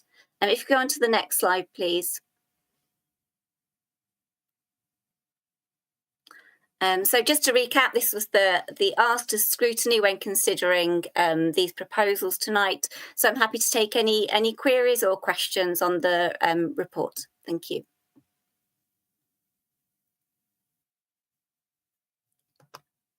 Thanks very much, Gemma, for that very thorough report. So over to committee members for any thoughts, comments or queries.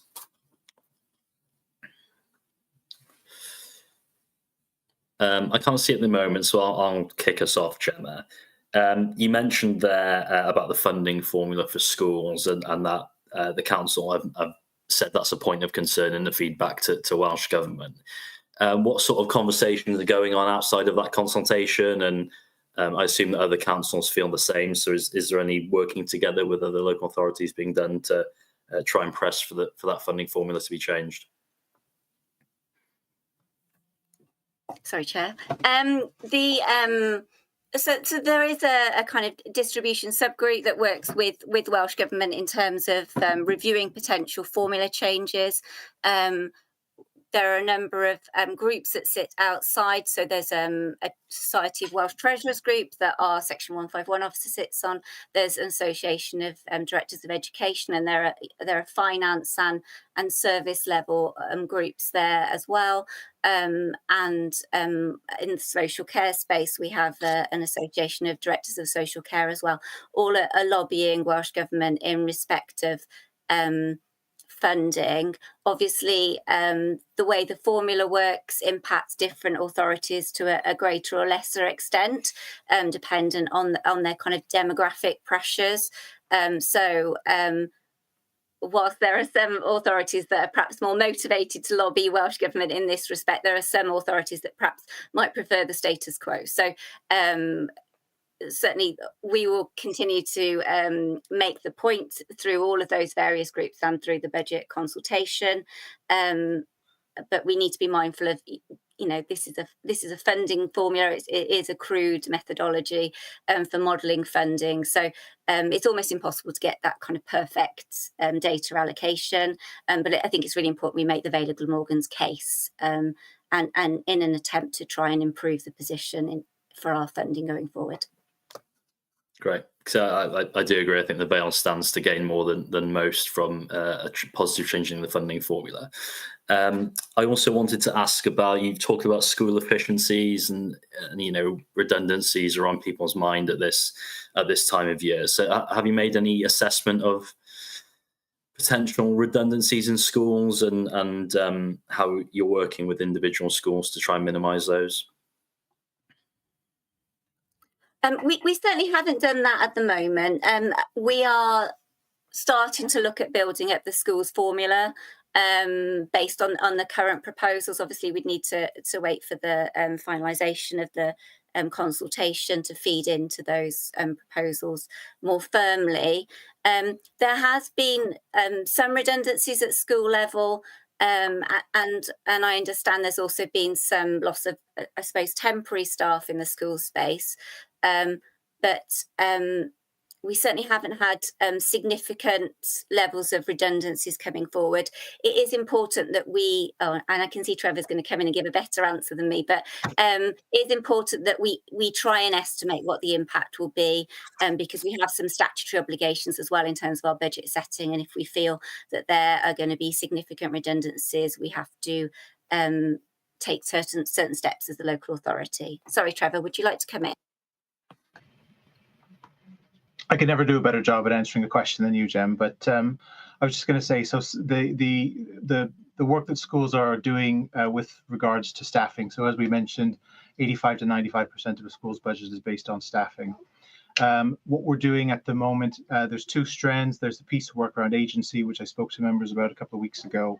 And we are seeing overall a significant reduction in a number of our schools in their use of agency staff. Next up is temporary contracts. So we have roughly 47 temporary contracts, I think, across the Vale, which aren't being renewed or being reassessed. And then onwards from that, we then go down the route of what does the school need to look at in terms of possible redundancies and some of the mechanisms that Gemma spoke about. So because we have to balance the actual delivery of need in our schools. So you can't have a classroom without a teacher at the front of it, those sorts of things. So we do have minimum standards around statutory requirements around learning and teaching that we have to balance those against as well, which is why predominantly, and you've heard my colleagues speak this evening around some of the work around learning and teaching and how positive that can have, not just from the perspective of our young people, but in terms of the finances which facilitate our learning organizations as well. Thank you, Trevor. And then I just had a final question. I noticed there was a line about head consultancy support. I I was just wondering if you could elaborate on what that means, please. I'll take this one. Yeah, so this is, again, this goes back to that work around learning and teaching in the classroom. So this isn't about somebody going in line by line with an individual school's budget to look at how much are we going to take away from X, Y, and Z, because by and large, our heads have done those pieces of work. But this is around building on some of the best practice around how do we create inclusive environments in the classroom, how do we learn from each other across the Vale, across Wales, and even wider, in terms of leveraging that best practice in terms of supporting young people and supporting schools and making sure that they're sustainable going forward. That's the main driver of it. It's also around capacity. Capacity is a challenge for our schools. It's a challenge for us in the local authority as well.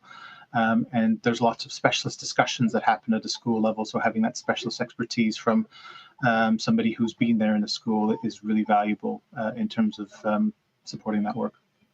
Okay, so they're former heads, basically. Yeah. Okay, and they sort of inside the Vale, inside Wales, or where are they from? We haven't appointed anyone at the moment.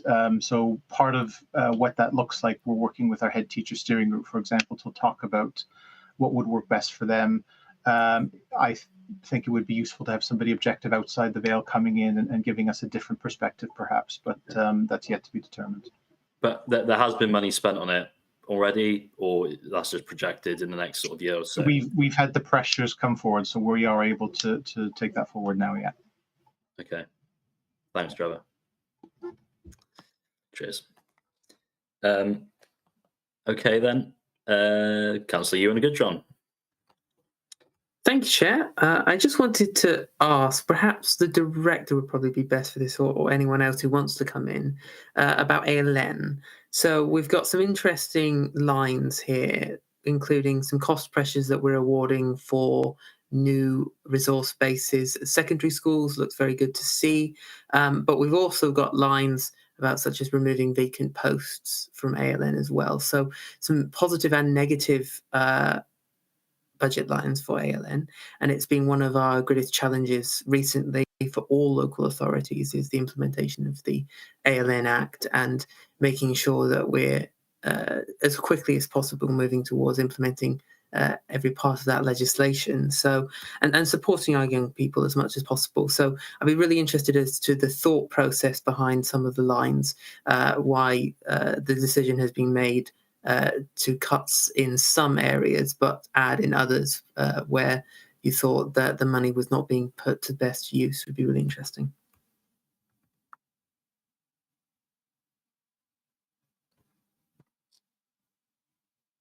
Liz, I see your hands up if you want to come in on that, or anyone have a crack. Thanks, Chair. Yeah, the thinking behind it is responding to two things, really. Managing acute growth, and then, as in what we've already got in the system, and then looking to develop capacity and resilience and confidence in our mainstream schools. So if I can just take where we've been awarded the cost pressures, one is very much around increasing our resource-based capacity at primary level, because there is an exponential growth in social and emotional and mental health needs. So those are in the system already, and we know that we need to be able to find places for those, because, as you rightly pointed out, because of the statutory demands of the ALN Act. Now, what we've got going into our secondary schools is the recognition that our growth area, if you like, is more around the mental health and anxiety based issues. We are seeing a growth in that, and it's interesting because Innes pointed out to this right at the very beginning, whereas he was saying that, you know, there are some children that might be challenging children that tend to turn up all day, every day, but we're losing another group of children that for whatever reason are not wanting to come to school, and typically they are around emotional needs or some mental health needs, anxiety-based issues. So that's what we are looking to do, and hopefully over time we'll establish them across all of our secondary schools, but this is very much a means of trying to support our secondary schools in addressing at an earlier age before they might need real specialist and expensive and potentially out of county support. So we're trying to stem the flow where we've got more nurturing or quiet, safe areas for some of our youngsters in secondary schools. Does that answer some of your question, Councillor? Absolutely, and preventative measures is all I want to hear. That is fantastic, and if anything, it feels to me more like invest to save, to be honest, in the long run. But obviously, we can't categorise it as that. But that's really good to hear about. Thank you. I just had one other question, perhaps either yourself or Morwen would be interested, because her name is down here as the lead officer, about the alternative use for the LAEG. The Local Authority Education Grant. I'd be really interested to hear what's changing there and what kind of impact that has, because obviously anywhere that we can save money that doesn't impact on the children at the end of the day would be really good to hear about how we're saving money, but also trying to make sure we have as much support as possible for young people. I don't know if anyone has the answer to that. Oh, fantastic. I think the grant you're referring to there is the larger amount, which is the contribution we currently make to the Central South Consortium. Mm-hmm. So because of the review, or as a result of the review of the middle tier, that money will come back into us. So it's a strange saving, really. It's just money that we won't be giving them to provide the service on our behalf. Is that okay? Very interesting. Yeah, no, that's great. Thank you. Thank you, Ewan. Councillor Marshalsea. Hi. You know, reading that budget, obviously, it's nerve-wracking in many ways. I just have a really strong feeling that we should really be proud to fund our local services. I feel like that's lost somewhat at the moment, whereas when I have conversations with so many of the parents I know, they are so proud of the schools their children go to. I see my two skip into school every day, thriving, learning, and actually I couldn't ask better for them. They're at Yscol St Barrack. I can't fault the teaching and provision they provide there. And I feel exactly the same of other friends who are in exactly the same position as me. So much of our council's budget goes on schools, and I'm really proud that we have these services. Thanks.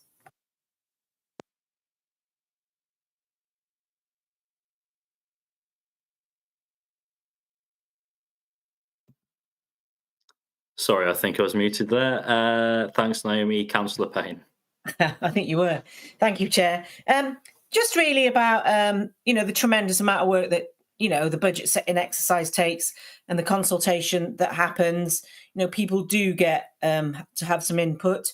But just around the ALN thing, we're just going to put in a new school, to cope with the demand, because this is a demand-led thing. And also we've got lots of new schools that we've put in place. We have good facilities in the Vale of Glamorgan, and I think, that kind of gets lost, like Councillor Marshalsea says, about the quality of the provision that we provide. So I just wanted to kind of highlight that, really. So thank you, Chair. Thank you, Helen. Councillor Hodges. Hi. Thank you for the presentation, and can I also thank officers? As a number of times we've had explanatory meetings which have been more than helpful, taking us down this process. A question first and then a comment. Something I might have missed in previous explanations, but in the use of reserves, it's actually got a head in there, risk and smoothing reserves. And I was just wondering if I can have a bit more information on that and how available that is to be spent on our services that are in danger of being cut and reduced. And the other thing really then is, obviously this is part of the proposals for the consultation with our council taxpayers and residents. Obviously it has to be done. I don't want to sound cynical, but I'm just wondering exactly how much consideration will be taken by Cabinet after what happened with the massive response we had with the parking debacle recently. I'll just leave it at that. Thank you.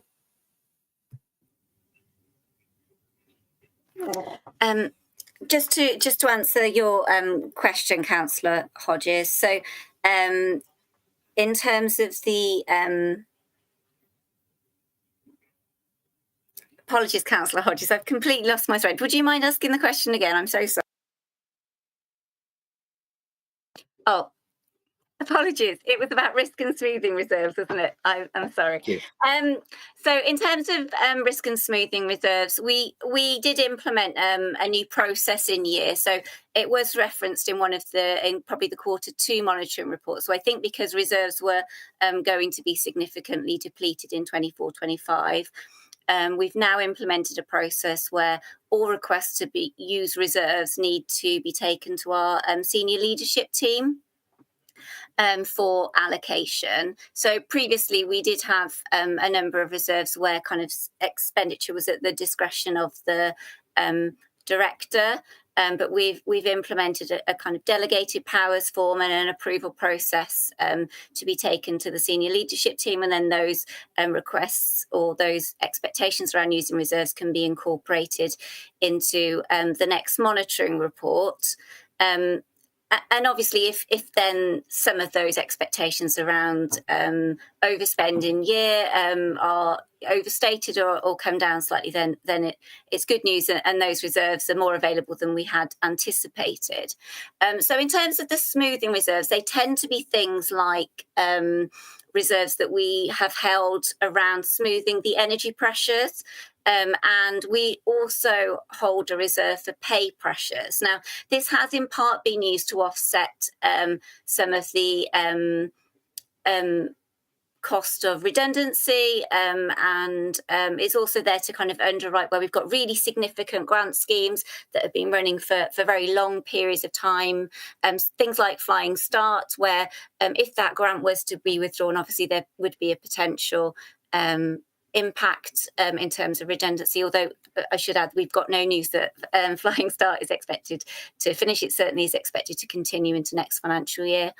But it could be also that pay pressures reserve that you'll see set out in the report could be utilised to underwrite if there's a shortfall, for instance, in the national insurance funding that we're able to access next year around that pressure. So really important that we hold those reserves. We do, as I mention, also hold reserves for reshaping and digital reshaping, and those can be accessed as part of investor save schemes and transformational schemes, and they again would be accessed through the senior leadership team process.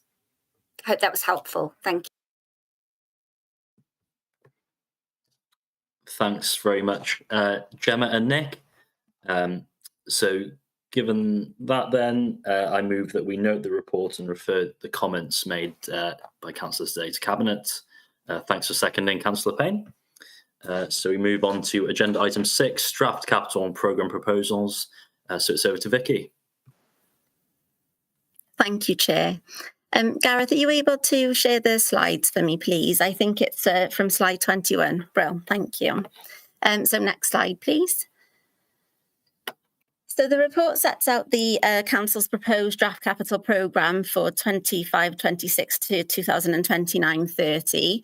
And in December, we heard from Welsh Government, they announced the provisional 25-26 general capital funding settlement.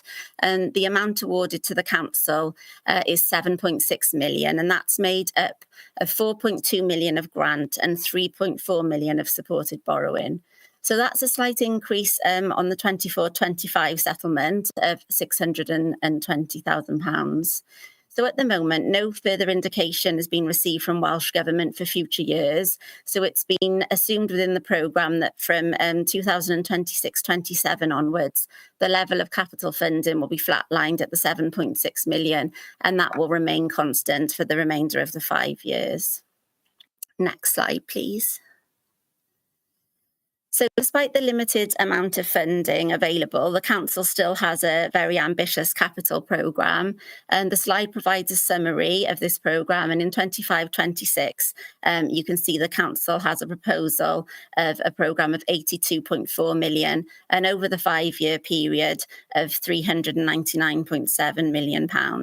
So that includes 15.6 million for the Band B Sustainable Communities for Learning programme, 85.5 million for the education pipeline schemes, and 228.8 million for the housing improvement programme.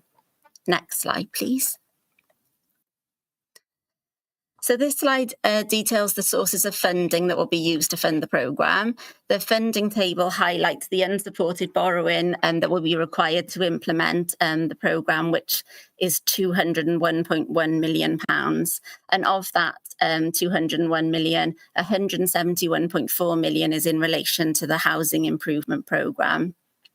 The overall programme is also heavily funded through specific grant funding, and then you can also see some usage of capital receipts, some reserves, and of course the general capital funding that I was previously talking about. Next slide, please.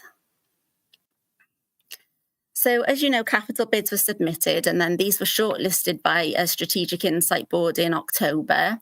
A summary of the shortlisted capital bids by directorate area are detailed in the report, and in total, gross capital bids over the 5-year period total £15.4 million. The net bids after deducting any potential grant and Section 106 funding for the period total £7.1 million.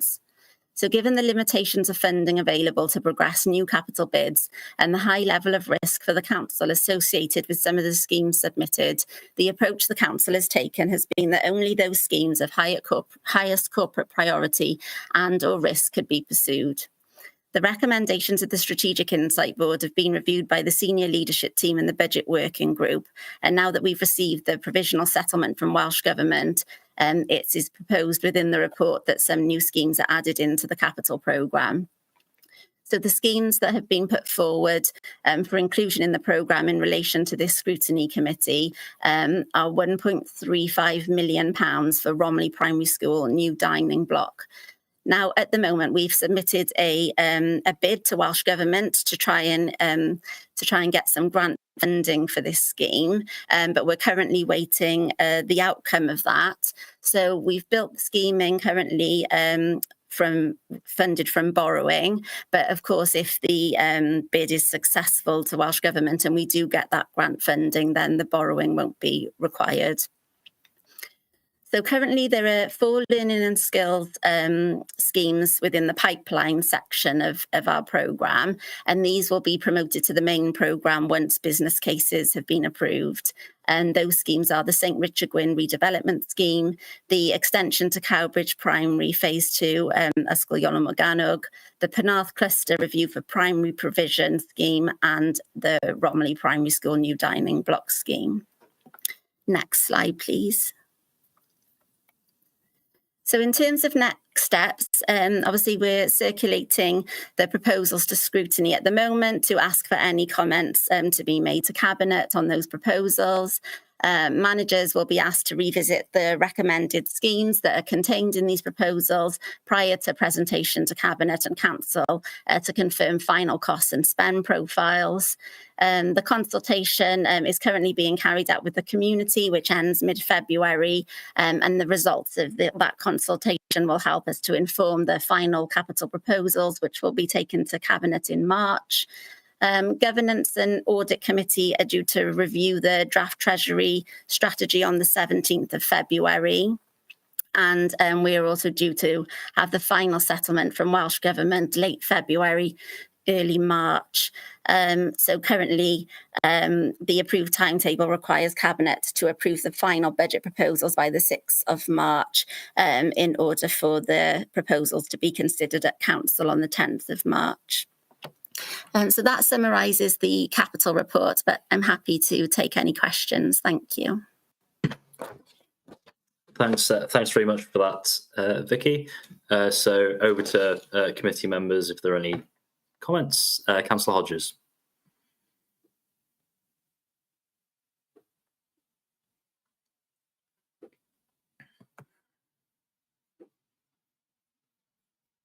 think Nick might be having a technical issue. How's that? Yeah, that's great. How's that? Oh, lovely, jubbly. I'll start again. Thank you.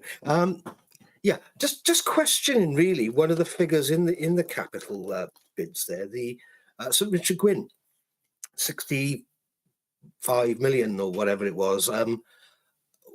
Pencoitra cost 47, if I remember Innes saying, and Richard Gwyn is considerably smaller, I would imagine. I'm just wondering if that's an accurate figure. It just jumped out at me, that's all. Thanks. Yeah, no, that's a very reasonable question. So I think this, drastically raises the issue of around how much construction projects, the increase in cost of them.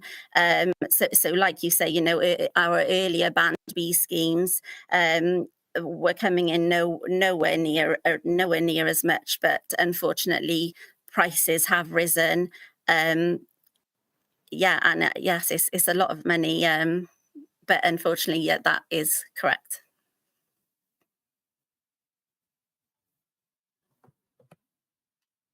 Thanks very much, Nick. Can't see any other comments or queries. So in that instance, we'll note the report and move that comments included go to Cabinet. If I could have a seconder for that, please. Councillor Hennessy, thank you. Sorry, Chair. Could I just say, obviously, there's hardly any comments to go back, and members just have to note the report. That's fine. Yeah. Thank you. Thanks, Councillor Hennessy. And thank you, Vicky. Okay, then. Agenda item 7, Central South Consortium annual report. So over to Caris on this one. Thank you very much, Chair, and thank you for the opportunity to present the Central South Consortium annual report. I'm also joined tonight by Natalie Gould, the Assistant Director for Curriculum and Professional Learning, and Richard George, the Head of Curriculum and Qualifications. So we're more than happy to answer any questions at the end of this introduction to the report. Just to remind people that the purpose of the report is to provide an overview of the work of Central South Consortium and to update members in terms of how CSC are working in partnership with the Vale of Glamorgan in providing support and challenge for schools. Throughout the report, you'll see information and short cameos from schools that relate to the work of CSC and how its impact. And hopefully that will help to bring the report to life and to give you examples of the work that has been undertaken in a range of different areas across all schools. In terms of the report, there's a strong focus to begin with on school improvement, particularly in sections 3 and 4. And it's really going back to some of the elements that Becca referred to in her presentation. She mentioned the improvement partner. So there's reference to the work and the roles that the improvement partners have been undertaking in Vale of Glamorgan schools. There's information about supporting schools to monitor their priorities, and also information about the support that schools in enhanced monitoring receive. And there's actually a very powerful reflection there in terms of a head teacher reflecting on that process and what it's meant to their particular school. Moving on then, page 9 onwards, there's reference to engagement in professional learning and bespoke support. And that covers a wide range of areas from leadership development, curriculum teaching and assessment, and Welsh. There's also information in terms of collaboration and how schools have worked together in terms of addressing bespoke support, but also how leaders and school staff in the Vale are collaborating and supporting other aspects across the region. In terms of sharing practice, on page 15 onwards, there's different examples of how schools have shared practice. And of course, there's reference there to the scrutiny presentations that happen on a termly basis in relation to the curriculum for Wales. Page 17 onwards, you're very familiar already in terms of the ESTIN outcomes through the termly updates that you have on the school inspections. So this section is just a bringing together of all the information from the last academic year into one place. What's new possibly here is how CSE is addressing some of the main recommendations that are coming through as key themes from the inspection reports. You've then got a section about CSE contributing to local authority priorities, and these are wide-ranging, looking at digital learning, looking at Welsh, the professional learning offer, supporting learners to achieve their potential, some post-16 work, and meeting the changing needs of the local authority. So there's further reference there as part of one of the appendices as well that will provide more detail in terms of that aspect.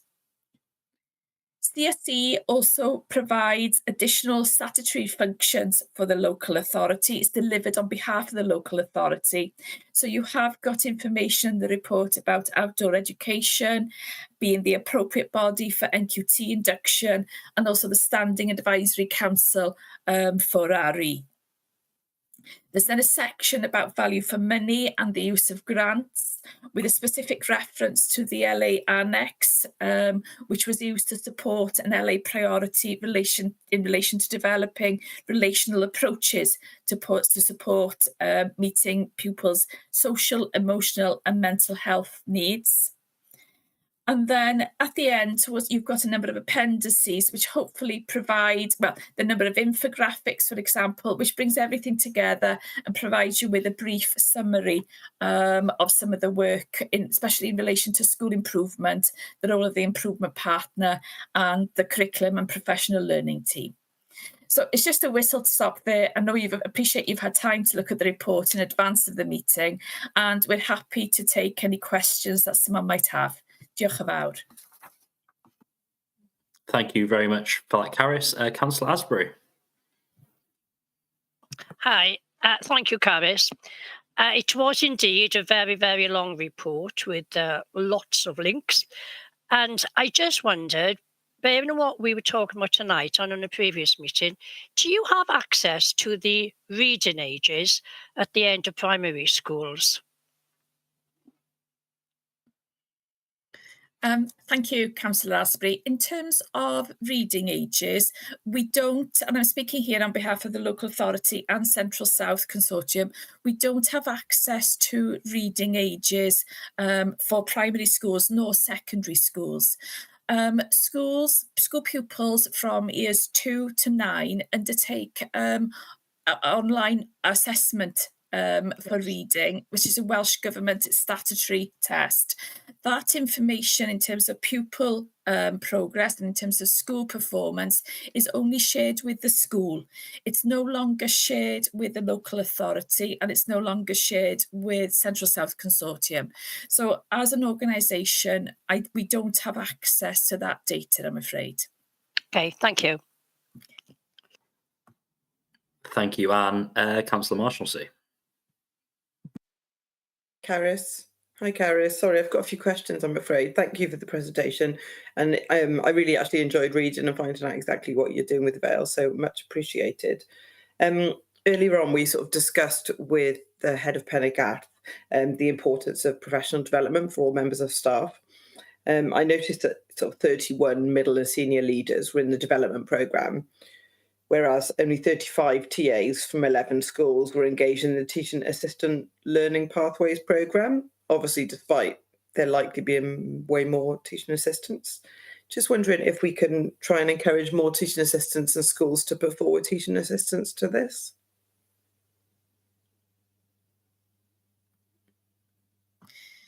Can I call on my colleague and see Natalie Gould has put a hand up? She has over responsibility for the curriculum and professional learning. And I think she might give a better answer than I will. So thank you, Natalie.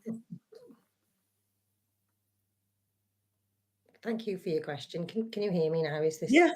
Yes, it is. Okay, that's fine. Yeah, so within the Teaching Assistant Pathway programmes, there are 3 programmes depending on the where a teaching assistant is in their career. So there's an induction program, which is an online playlist that they can engage with on demand. Then there's the practicing teaching program, which is a 4-day course, which is face-to-face. And then there's Aspiring HLTA program, which ultimately can lead to being assessed to be a high-level teaching assistant. So yes, engagement is low. It's not only low in the Vale of Glamorgan, it's low right across the region and actually right across Wales. We have investigated this, and reasons are probably no surprise to you. Lack of time and money for schools to release teaching assistants to partake in professional learning. Although there is a commitment from schools, the reality of taking teaching assistants out of class, sometimes they work with the most vulnerable pupils, everything you probably could already guess there. What we have done in the past year is offered that rather than them come out to us for a programme, that we could offer those programmes bespoke in schools, so to schools and clusters, and that seems to be working well. So on top of these figures, these were last year, already this year, there's been quite significant engagement in us delivering those sessions, as I say, bespoke in school, still the programme, but delivered just to a school or a cluster as appropriate for their teaching assistants. And we can do that on inset days and twilight sessions, so they're easier for schools to be able to release their teaching assistants to attend. Okay, great, thank you. My other question, and I don't know if this is down to you, Natalie, sorry, I'm just looking at all my notes. Obviously, I wholeheartedly support a cluster approach. I know particularly I was an early years leader in my last school, and actually when you're teaching young children, you don't necessarily have other people within the school that you can work with because you're teaching in such a different way. Not necessarily exactly the same in Wales, but still similarities. I noticed that sort of 94% of schools are engaging in the cluster approach. And I'm kind of wondering, why are that 6% not engaging, and who are they?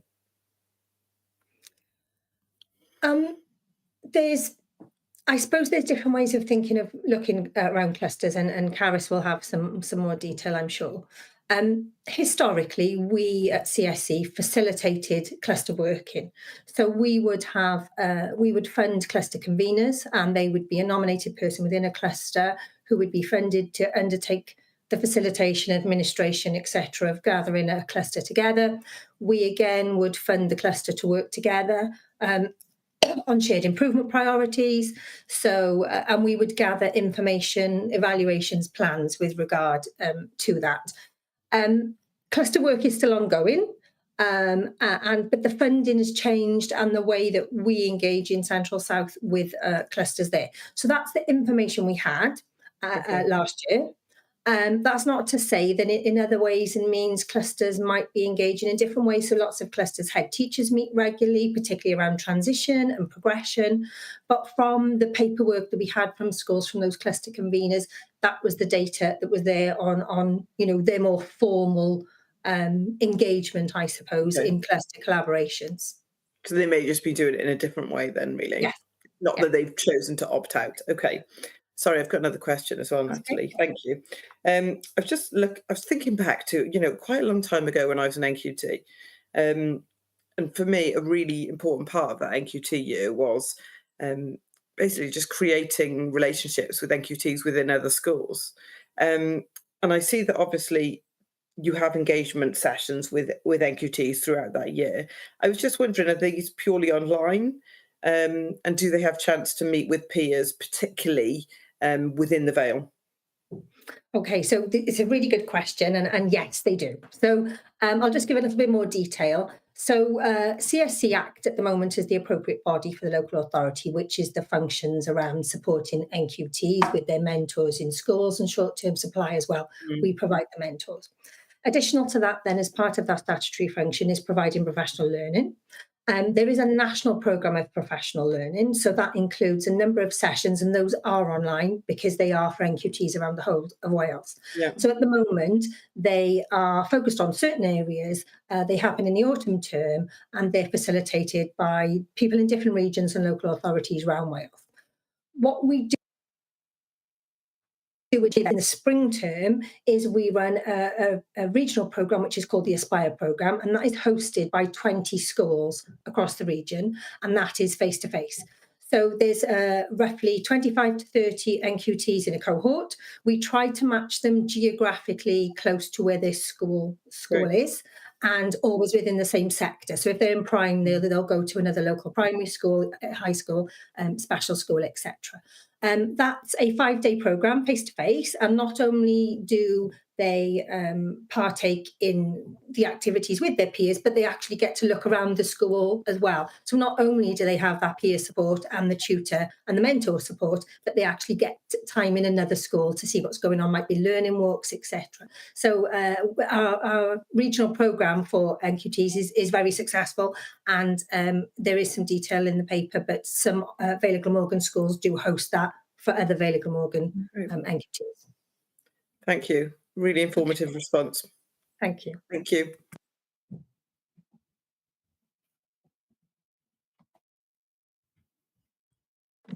You're on mute, Chair. There you go. Some people might say that's an improvement, Gareth. Thanks to Naomi and Natalie. Councillor Payne. Thank you. I'm not sure who's going to answer this one, but we'll see if I can find it. So mine relates to I think it's 9.1 in the report, which is around outdoor ed. So it was about outdoor education as opposed to educational visits was my thing. Is it about the outdoors, or is it about an educational visit? That's the primary thing. And one of the things around this was nearly all schools in the Vale have EVCs that are compliant to the statutory requirements. So why is it nearly all schools? Why isn't it all schools? That was the bit I wondered. And, you know, is there a difference here with outdoor education and educational visits? So I can take that question. Yes. So this is specifically around the statutory functions with regard to educational visits. So again, CSD provides that service for the local authority. We have a member of staff who is an expert in this and is part of the national bodies with regard to this. There's an online system. So every time a school takes children on an educational visit, whether it's just to the local park or whether it's abroad, etc., they have to complete the system and take the risk assessments. Certain have to be approved by us. And another function of that is the training of these EVC coordinators in schools. So that training needs to happen when they first start, and then there's refresher training there. So sometimes it's just maybe the gap between a member of staff leaving or a new member of staff being appointed to that role, or them attending refresher training. But what we do is we keep in touch with the local authority if we have any concerns about any schools that are not compliant, and that's dealt with very quickly. Right, okay, then so my next question is, if they're not compliant and they want to do an educational visit, could they use another EVC as part of the cluster? No, at the moment, every school has to have an EVC, a trained EVC. All right, okay. And in terms of the curriculum, is this a part that's going to be developed? I'm a youth and community worker, so I know about educational visits. I was one of the coordinators in Rhondda and Taff. But I wondered, you know, is this something we need to focus on? Because as a scrutiny, I don't think it's something that we've raised previously in terms of outdoor ed. So I'd be interested in looking at that area in terms of, you know, how we pursue it really. Okay, that's fine. What if you maybe a little bit more detail about, do you want us to bring something back to a future meeting? Or yeah, I'd be really interested, to see, you know, what visits there are, you know, in terms of the new curriculum as well. How does outdoor education fit in with that? What are we doing in the Vale of Glamorgan? You know, are there particular schools that focus on particular areas of outdoor education? You know, do we have any expertise? I'm sure we do. You know, there's lots of things, you know, that we need to celebrate really, and, you know, to give value to, particularly as we're talking about budget setting, you know, what we actually do well in schools would be great. Yeah, we can certainly have a look. Thank you, Natalie. Thanks, Helen. Yeah, I think that's a good idea, a gender item on outdoor ed. So I don't know if you're best, Natalie, but we'll find someone to give a presentation at some point in Yeah, future. we can look at that, no problem. Fab, that's great, Natalie. Thank you. So in that case, then, thanks Natalie and Karis and the team for that. That's brilliant. So move that we note the report, and thanks to Natalie and Karis and the team for writing the report as well. If I could have a seconder for that, please. Helen, thanks so much. Brilliant. Okay, thanks everyone for your participation, and next meeting's Monday the 3rd of March. Nostar.